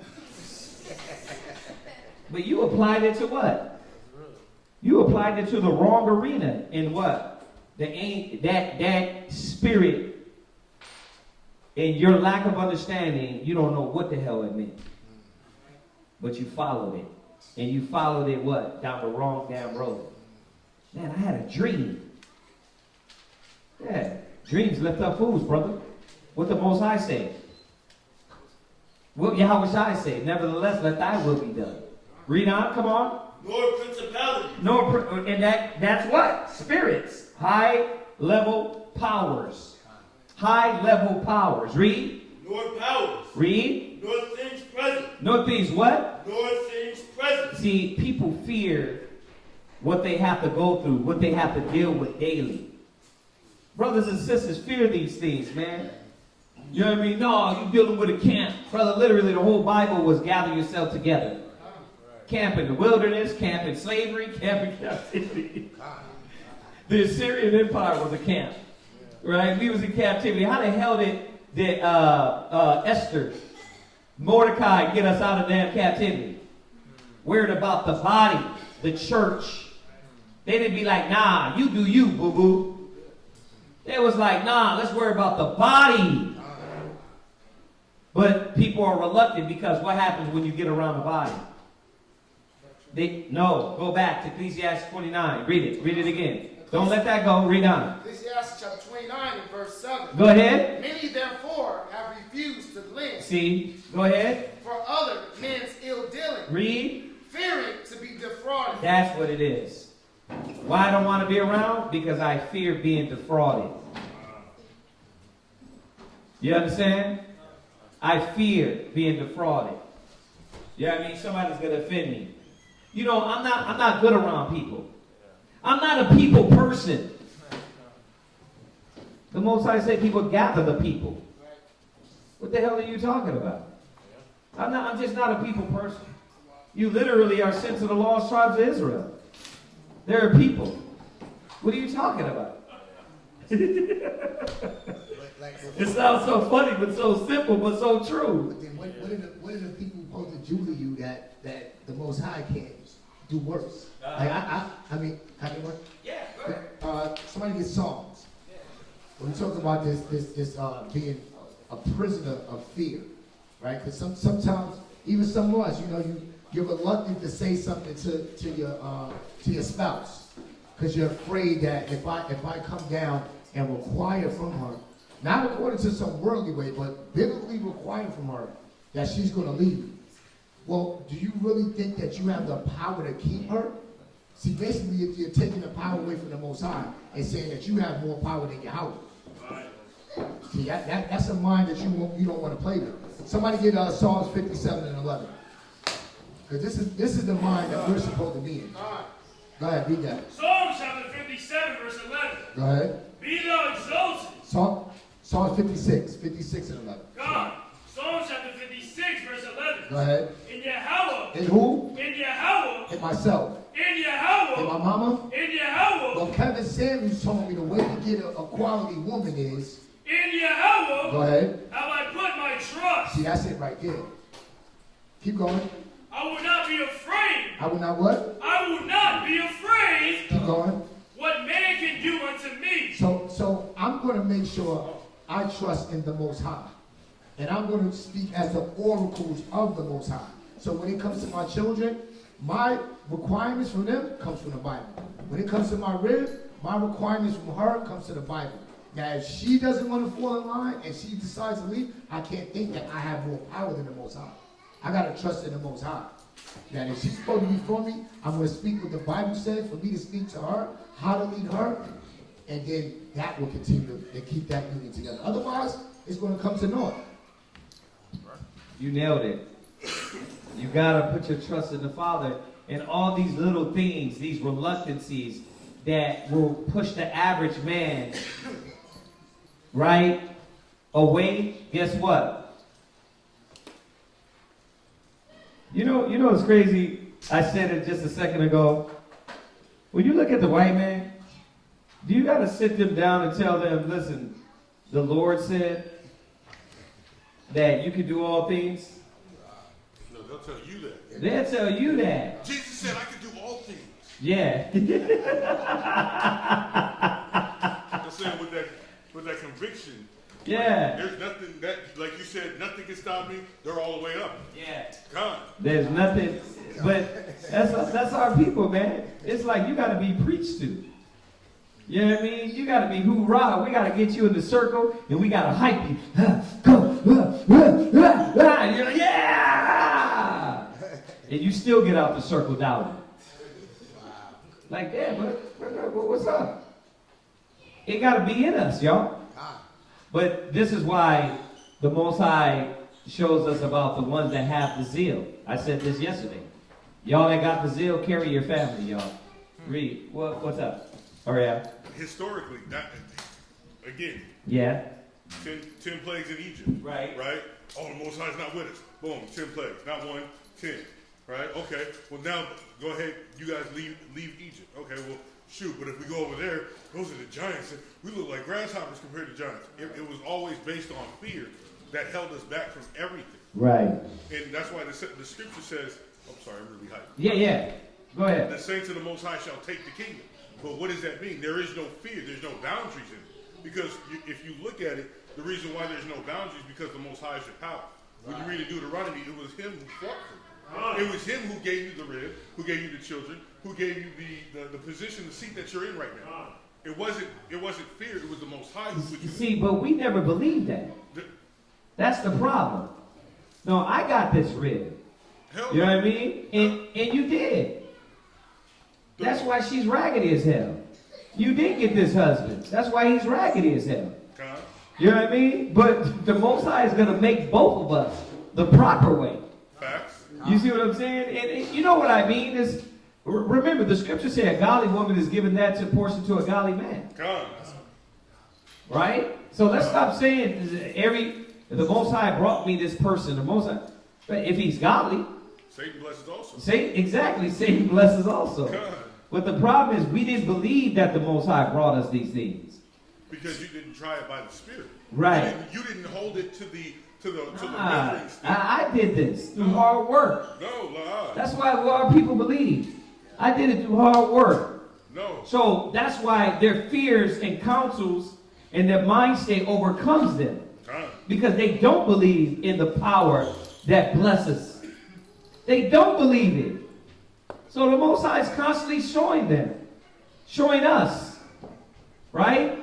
If you don't believe, okay, I'll take it from you. All right? Then I'm going to mock you. I'm going to take it and give it back. Right? I will mock you. And that's what the Most High does. But go ahead, Ariel, you were saying? That's why I was going to pull the scripture. Yeah, go ahead. Woe to him who makes, who pulled Flesh is arm, Jeremiah 17. Yeah. If we can grab that real quick. 17, right? 17. Or, and 9? 17. Or am I wrong? No, that's the heart. You're right. I thought it was over there. 17:5. Yeah, it was right. Yeah. Go ahead. Jeremiah chapter 17 and verse 5. Thus saith the Lord, cursed be the man. See, that's what we're not understanding. When you take the Most High out the equation, and you got this reluctancy or fear of loss because she doesn't want to follow the path. She doesn't want to follow the guidelines. Kids want to go astray. They want to act opposite. They want to be the opposite. And then you got this fear in you because you thought you were the one who made your family. You thought you were the one who got that woman, got those kids. But he's letting you know that destruction, that mind state is destructive. So when you started and established your relationship off of what you thought, right, it was already cursed from day one. Oh. You shouldn't have even said anything to her. Mm-hmm. You shouldn't have even laid with her to have the kids. Go ahead. Cursed be the man that trusteth in man. Because what you're going to do is, once you have the kids and you believe that was your blessing coming from the Father, but then you're going to spread and break up a home. You're gonna curse that child to carry that curse and perpetuate that same cycle. Yeah, it's a backwards mind state. Come. It's like, but it's confusion. Come. Like by us not recognizing that the Most High is supposed to be in the middle of all this. Facts. And then add a double-minded person to that mix. Damn, it's straight chaos. Because now you're believing one minute and jumping back to your position on another minute, and it's just chaotic. Then you don't know what the Most High is doing. Because why? You're doing things, you're messing up things, you're putting your hand to it, and the Most High he's looking at you like, man, look at you, you're a fool. Right? Go ahead, finish your point though. Go ahead. And maketh flesh his arm. Because what is that man doing? You're making that woman your strength. You're not making the Most High your strength. You're making your children, that job, that situation your strength. And that's where he strips it from you. Right. That's idolatry. In a sense, because you're putting that before the Most High. Yes. That's what it is. You put that before the Most High, so now what does he have to do? We read the Ten Commandments all the time, right? Not to make any graven image or serve them, right? Right. You're putting that woman, that job, those non-powers before the Most High, so he has to take it away. He's going to make it blatant, and then he's going to use that to check you. Right. Come. Yeah. Yeah, beautiful, man. Where were we at? Oh, let's finish that Romans 8. Uh-huh. Nor principalities. Right, read. Nor powers. Read. Nor things present. Right. Nor things to come. Yeah, there's things that's going to change in your life.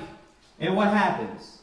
Just because you win the lotto is at 2.4 billion, it's like, you know what, things are different now. You know, I'm realizing, Yahweh, I'll take it from here. Right? It's like, oh, I got right. You see it all the time. The true individuals, their circumstance change, and what happens? Their true motives come out. Right? Whether they tuck, hide, run, right? Everything is revealed. Go ahead. Right. All right, let's jump back. Where are we at? Right. So y'all see this, right? It's 8:44. Come on. Where are we at? Philippians 4 and 13. Yeah, go there. Philippians 4 and 13. Just grab what you can. It's already, we're already. Go to read that Philippians 4:13. Philippians chapter 4, verse 13. Go ahead. I can do all things through Christ. How many of us believe that? God. Huh? God. Oh man, nah man. There's some heads down. I see these cats over here, Liddy. Right? But I can still see the fear in some people's eyes. I can still see the scaredness. Why you don't believe you can do all things? Because you can't. because you made flesh your arm. And you keep doing that, this is why you're reluctant. For us that know Yahweh's on our side, we know we're pleasing the Most High, we know we're doing the right thing, we have no fear. We know this. Why you don't believe it? Why? Why does a person doubt? Why? Why do they doubt? No, I want y'all to take me right back to the class. They betrayed what? The thing you were supposed to be secure in, you're not. That's your security. Your security. So who's your security? Well, it depends. When you wake up in the morning, the first thing that's on your mind, that's your security. Huh? If it's like, damn, let me hit that TikTok, that's your security. You roll over, you like, my sunshine, she's my life, my breath. Right? You're my everything. That's your security. Right? If you roll over and look at your husband and say what? If the Most High is not in the middle of that, then that's your security.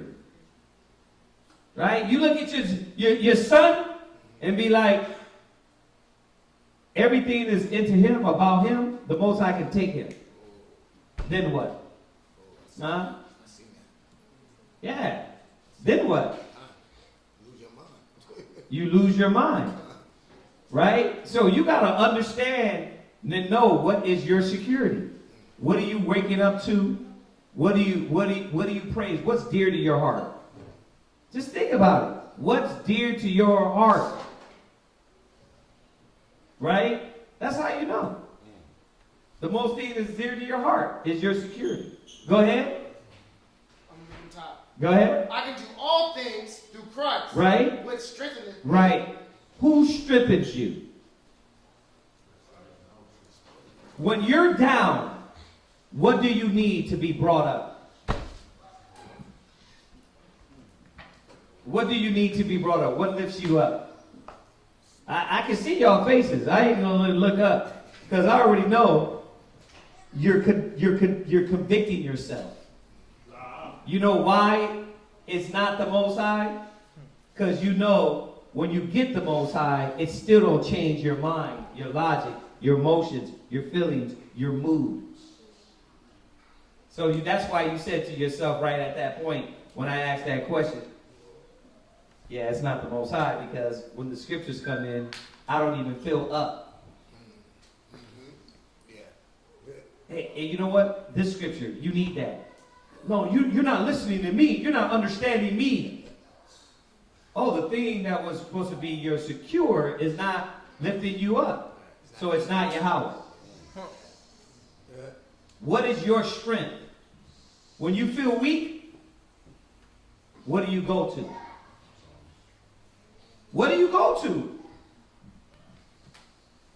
Whatever you go to, that's why the Most High ain't backing you. That's why you're confused, you're double-minded, you're unsure, you lack confidence, you lack hope, you lack faith, you lack trust in the Father. And your own mind will be your destruction. That's just the way it goes. That's your God. He nailed it. That's your God. Right? Otherwise, if the Most High is your strength, then you go to what? Let me go get some strength. Let me gird up my loins. Yeah. Right? Let me get in the book because I need to fortify myself. I don't know, something feels off about me. Man, let me hear some of this wisdom of Solomon. You know what I mean? Let me go back, man. You know what? Nah, let me go back to, let me start from Matthew 1:1. John 1:1.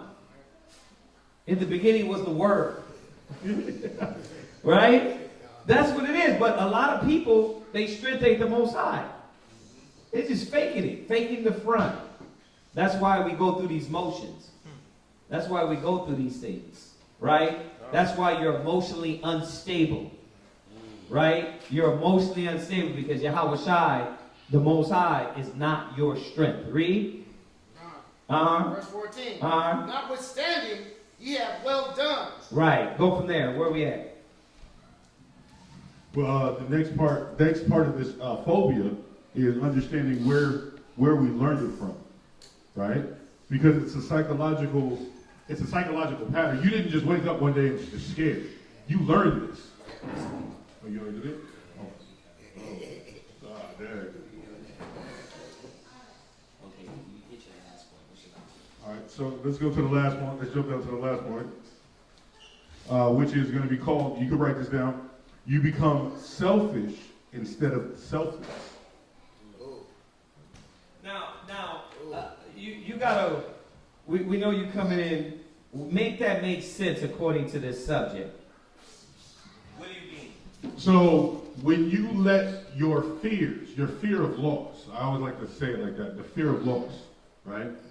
When you have that in mind, when you have that lingering in the back of your thoughts, you're going to end up becoming selfish.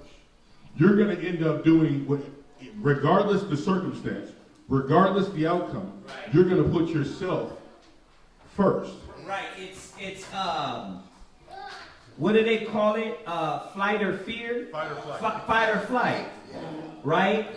So it's a protection mechanism. Right? I gotta save myself. Right. Right? Now we know this happens psychologically. Right? In this mind state, because you're in fight or flight mode, usually you're what? You're running from the gospel. Remember, we're not talking about an actual fight. We're talking about a spiritual fight. Right? Okay, where are we at?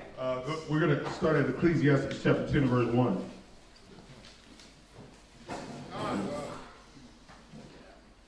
John, go ahead. Ecclesiasticus chapter 10, verse 1. Show me what, go ahead.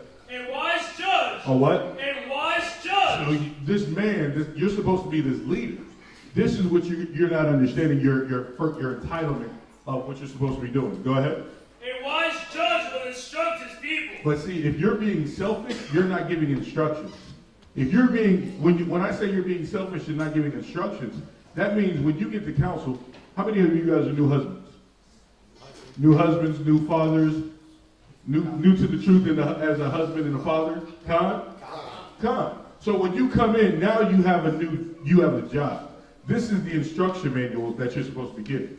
But a wise person won't take heed to this. A wise person is just going to listen to it like it's a cool story. You got to take this to heart, because in these moments when you factor in your household, it shows what type of selfish individual you are. I'll put myself, for instance, not being considered. One night, me and my rib got into a fight. She was on the couch, right? I stayed in the room. I had the kids in the room. And me being the baby boy, like we were talking about yesterday, instead of me being the responsible one, I woke up my daughter. I had her change Ariana's diaper, and so I could finish playing the video game. But you're thinking like, well, shoot, the kids got to obey you and yada, yada, yada, right? But no, that was a selfish move on my side. For what? Because I was helping out a brother? Because I was counseling somebody and I was too busy? No, because I was playing a video game. That level's important, though. No, but it's showing you, it was live, man. I couldn't die. That was my last life. No. But what it's showing you that it was inconsiderate and it was selfish on not just my part. You know, I like these because, and that's why we talk about a lot of what mind state we were in. Because we try to show a lot of brothers and sisters among us is like, we're not afraid to know and to admit the things we've done in that childish mind state, the reluctant mind state, the selfish mind state. Everything is about you when you're in the wrong mind state. Your judgment's off. Your logic's off. The way you think, right, is off. Because Yahweh Shai is about thinking about everybody. Right? You are thinking about yourself and preserving yourself and yours. So this is what? This is destructive to the body. Right? So this is where fears get you. It gets you to be what? Nah, I'm not going to worry about nobody else. I got to worry about me. Right? And this is a very important point in the subject, right? So his example of what man, the former man he was, is truth. Right? But are you recognizing the former things you did? Or you just like, nah, you know what? I did it right. I'm the man. I made the right decision. You see that? Yeah. Zion used to always hit on, we can't be afraid to have the uncomfortable conversations. Yeah. And that really hit me because as much as I talk, I really don't like to have the back and forth debate. And I got somebody who does. Right. So, and I would avoid that by just doing like my brother, being downstairs, you know, drinking a bottle, whatever I had, playing the video games, and not having these conversations that needed to be had to maintain the peace in the household that can benefit me, her, and the children. Mm-hmm. So, you know, I seen a lot, I went through a lot of roller coaster phases because of being fearful.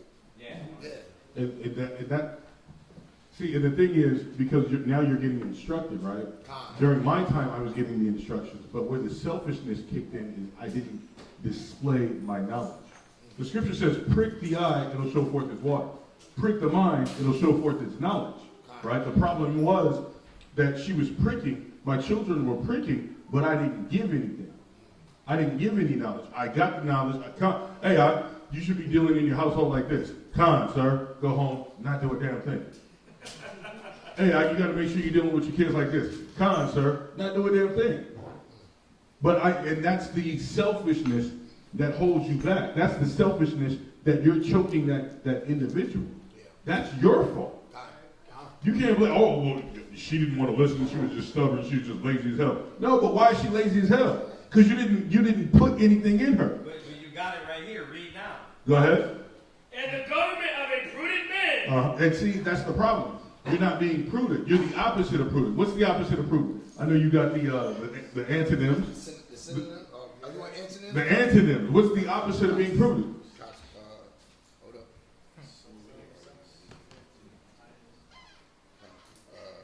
Because this is being selfish. Foolish. You're being what? Foolish. Another word for foolish is being a dumbass. That's the definition. That's not me cussing. That's what Webster's dictionary says. You're being a dumbass. Careless. You're what? Careless. You're being careless. And that goes with churlish. You selfish as hell. Go ahead. Reckless. You're what? Reckless. You're moving around like there's no repercussions for your consequences. There's no action. There's not going to be any consequences for your actions. You stay up late, binge drinking, video gaming. You got to get up early in the morning, and what? Your kids get late to school because you got a hangover? Your ribs thinking about leaving the truth, but you don't know what to say because you've never applied any counsel. You never applied any knowledge on how to save her mind state. Go ahead. Stupid. You're what? Stupid. Come on now, that's the opposite of being prudent. A diligent man seeks and has the uncomfortable conversations. But when you're not having those uncomfortable conversations, you're being what? Stupid. You're being stupid as hell. You're like the ostrich with the head in the sand. That's what you're doing. What else was there? Was that it? Unreasonable. You're what? Unreasonable. You're not even being equally yoked. You're not even moving by reason to understand their weak mind state to help them out or to help the children out. They're sick. They're twisted. They go to school amongst sick and twisted individuals. Right. Our women, before they worked at the camp, they were working around sick individuals, twisted individuals. But selfish OU, stupid OU didn't want to what? Instruct your pupils. You didn't want to help instruct or shepherd the Most High sheep. Check this out. And we're out of time. We're going over. But think of Joseph. If Joseph was fearful, if he let the pain of what his brothers did follow him all the way to Egypt to where he was an old man, what would he have? What would he have for his brothers his father, his family, to offer them the same thing he's saying. As a leader, Joseph was that leader. He was that leader, but he would have been what the negative example when he's talking about, instead of, hey, you know what? Come on in. I got something for you. And that's what you're seeing with a lot of us. Our fears hold us back, and we negatively affect people around us, our kids, our family. That's why conquering these things and understanding why Yahushua said that, right, is most important. Like, that ain't here just for a punchline. Press the red button. I can do all things through Yahushua. I can do all things through Yahushua. Like, like, it's just not a button.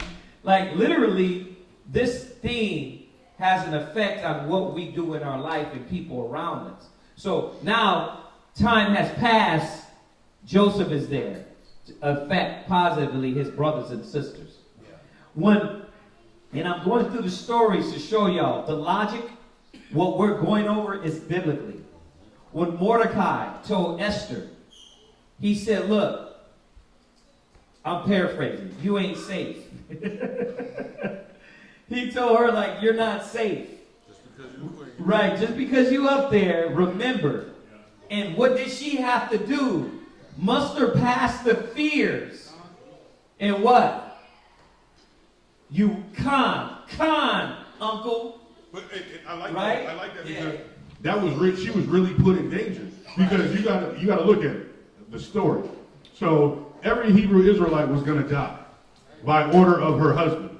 So that would have been her. But then she's got this fear to where she got to go into the courtyard without being accepted. And if he doesn't dip the scepter to her, then she's going to die. She's caught between a rock and a hard place. Right. So it's showing you once again about women mustering it up in them to overcome their fears and reluctancies.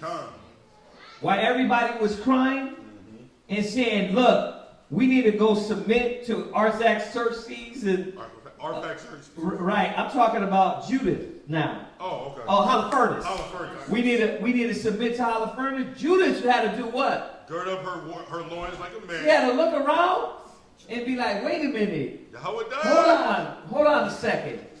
And she had to go past her fear and say, I got you, brothers. I got the nation. She did. What happens, now we're giving positive examples, right? We're going through the history. See, this is what we do. We go through the Bible, and off the head can go from story to story to story. When you look at the Canaanite woman that's written in Romans 11, the one that threw the red thing out the window and let us in. He said faith saved her and her family. She had to muster up and say, wait a minute, these cats are going to be men of the word. Who was it again? I'm sorry. Rahab, the harlot. She had to, Rahab, right? Rahab, the harlot, right? She had to muster past her fear. You see this all through the Bible. When Sarah was told by Abraham, you say you're my sister. She had to not let the fear rule her mouth, the reluctancy, the doubt, and say, yes, Lord. And she moved in the spirit of what? Confidence, courage. Y'all understand what's going on here? When Abraham was told, go kill your son, he had to move with clarity mentally and not fear to say, you know what? For real? Is this happening right now? Yahweh, not so, Lord. Right? He moved past his fears. In every instant defined the man, the woman, and their names are written. Everybody else that feared, that was reluctant, that lapped with their hands, y'all stay home. I mean, lap like a dog. Y'all stay home. You cowards, stay home. Everybody else is going to roll. And what's beautiful is because all these stories, you got to understand that it's not really a story because there's fine-combed details. There's layers of details in it. Yeah. Like, okay, if I'm to tell Sarah to pretend to be my sister in this land, right? And when the king took her, that's what a length of time before he even came back. Like he had the dream. That's 24 hours. She's away from you. There's a lot that goes on in a few hours, huh? So she's like, where's her mind at? Like, oh dang, you're gonna touch me? Oh snap. And then he gets the dream, and then what? He wakes up. She still didn't lose it. She still didn't lose it. She's away from her husband for a good, what, day and a half probably. Any black woman nowadays would have got back around Abraham and what? It would have been a whole story on how she lost it on this cat. Right? But she didn't. She would have been a whole story. Oh, yeah. So, listen, he's going to have to finish this. This is his class by the way of us hijacking it. But that brings me to this. We're going to go ahead and conclude class. But what we were talking about is we want to move class to 8 o'clock. How would that negatively affect anybody? Because the reason why there's sisters and brothers that get off of work at 8. And as you see, they come in at 8:30 and get 30 minutes of class. If that. Yeah, so we're thinking about, for their sake, like there's some weak and sickly brothers and sisters among us that need, like, these classes in their entirety. So, the Spirit hit me on the way here, like, man, there's some of these topics that they're missing. I mean, that won't negatively affect anybody, right? Having class start at 8, right? Huh? You said what? I'll be able to get it. Right, and there you go. It's like you, I know you get off of work sometimes late, right? And then the malls, whoever works at the malls, they get off of work late. I mean, anybody got anything on that? Y'all should be good? Everybody should be good? So we'll probably next week start class at 8 o'clock, 8 to 10. Still 2 hours, right? And then those brothers can get to class, and sisters can get to class and get majority of class. We'll do it like that, all right? Man, we be trying to show it everything. Brothers and sisters online, they're going to be here. You know what I mean? Oh, damn, 8 o'clock? It's easy. Log in. Right? So we're going to let him finish this class next week. I know we get into these topics, you know what I mean? And they can keep going. But here's the thing. The Bible ain't going nowhere. The Bible, the word ain't going nowhere. It's not a rush for me to run through these classes. It's really not. Why? Because if you plan to be here, you'll be here. You see what I'm saying? If you know where you need to be, you know where you'll be here. So he's gonna finish the topic, all right? But y'all see where we're going with this, right? Hopefully this topic really resonates with brothers and sisters, because we want a lot of y'all to overcome a lot of the obstacles that is holding you back from being what you was born to be. You know what I mean? You was born to be this king and priest, but we got to come out of the weak nature. We got to put off the weak nature. All right? So we're going to do it like that. Also, another thing came up. We did all that whole council about what food we going to cook for the feast.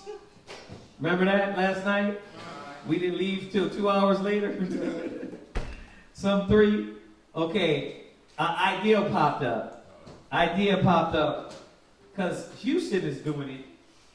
And the statement was like, bro, we didn't really want to be in the school again. We wanted to switch us up. So they're going to rent out a little portion in a park and go to a park or a lake. So where they can fish, they can do things. Or I guess it'd be at night though, right? Huh? Yeah. That's a Wednesday, so. Oh, it is a Wednesday, huh? Weather conditions. Weather conditions. We have to worry about rainy VA. We go through all the seasons out here. I just thought it was a good idea, like, you know what I mean? He said rain. Huh? He said It's supposed to rain Wednesday? Okay, well, there you go. Esau, right, Esau don't know all the way. Nah, it definitely switches up, but They control that. anyway, Project Bluebeam, brother. Project Bluebeam, Mark. Temporal, what is it? That dark? Anyway, yeah, that was just an idea. He was like, man, I was like, man, that sounds good. We can switch it up too. But I gotta remember, we're in captivity. Everybody ain't gonna. People have to come after work, right? So that's the thing. Yeah, I didn't think about that. And then usually that's what? Late. That's why we have to. I wanted to switch this time for class, but okay. I mean, it was a thought. I mean, if there's something that comes up, we can talk about it. Yeah. Was there another about the unity garments? Was that discussed as well? The unity garments, did y'all tweak that yet? Not yet. Give her a second on it. Yeah, because what they have to do is they have to see how much they have to look it up. Like, okay, how much if this cloth, you know how we gotta get all that. All right, what else? Is that it? Anything online? Nothing online? Remember, it is the Shabbat. Let's keep our heads, minds, thoughts, spirits in the right place. Remind y'all, you brothers and sisters that give for the school rents. Don't forget those things, the alms that y'all been giving. We appreciate it. What else? That's it? Okay, let's salute them online. Let's say Shabbat Shalom. Shabbat Shalom. We'll see you tomorrow morning. Chilling up in the kingdom, chilling with Yahweh Shai and all the brothers and the sisters, cooling out, having fun, drinking yayin with Yahweh Shai up in the kingdom, yeah. Who are we? It's real. That who are we is real. Can't be you. Israel. Who's the power? Yahweh Bahashim, Yahweh Shai's the power. I said, who's the power? Yahweh Bahashim, Yahweh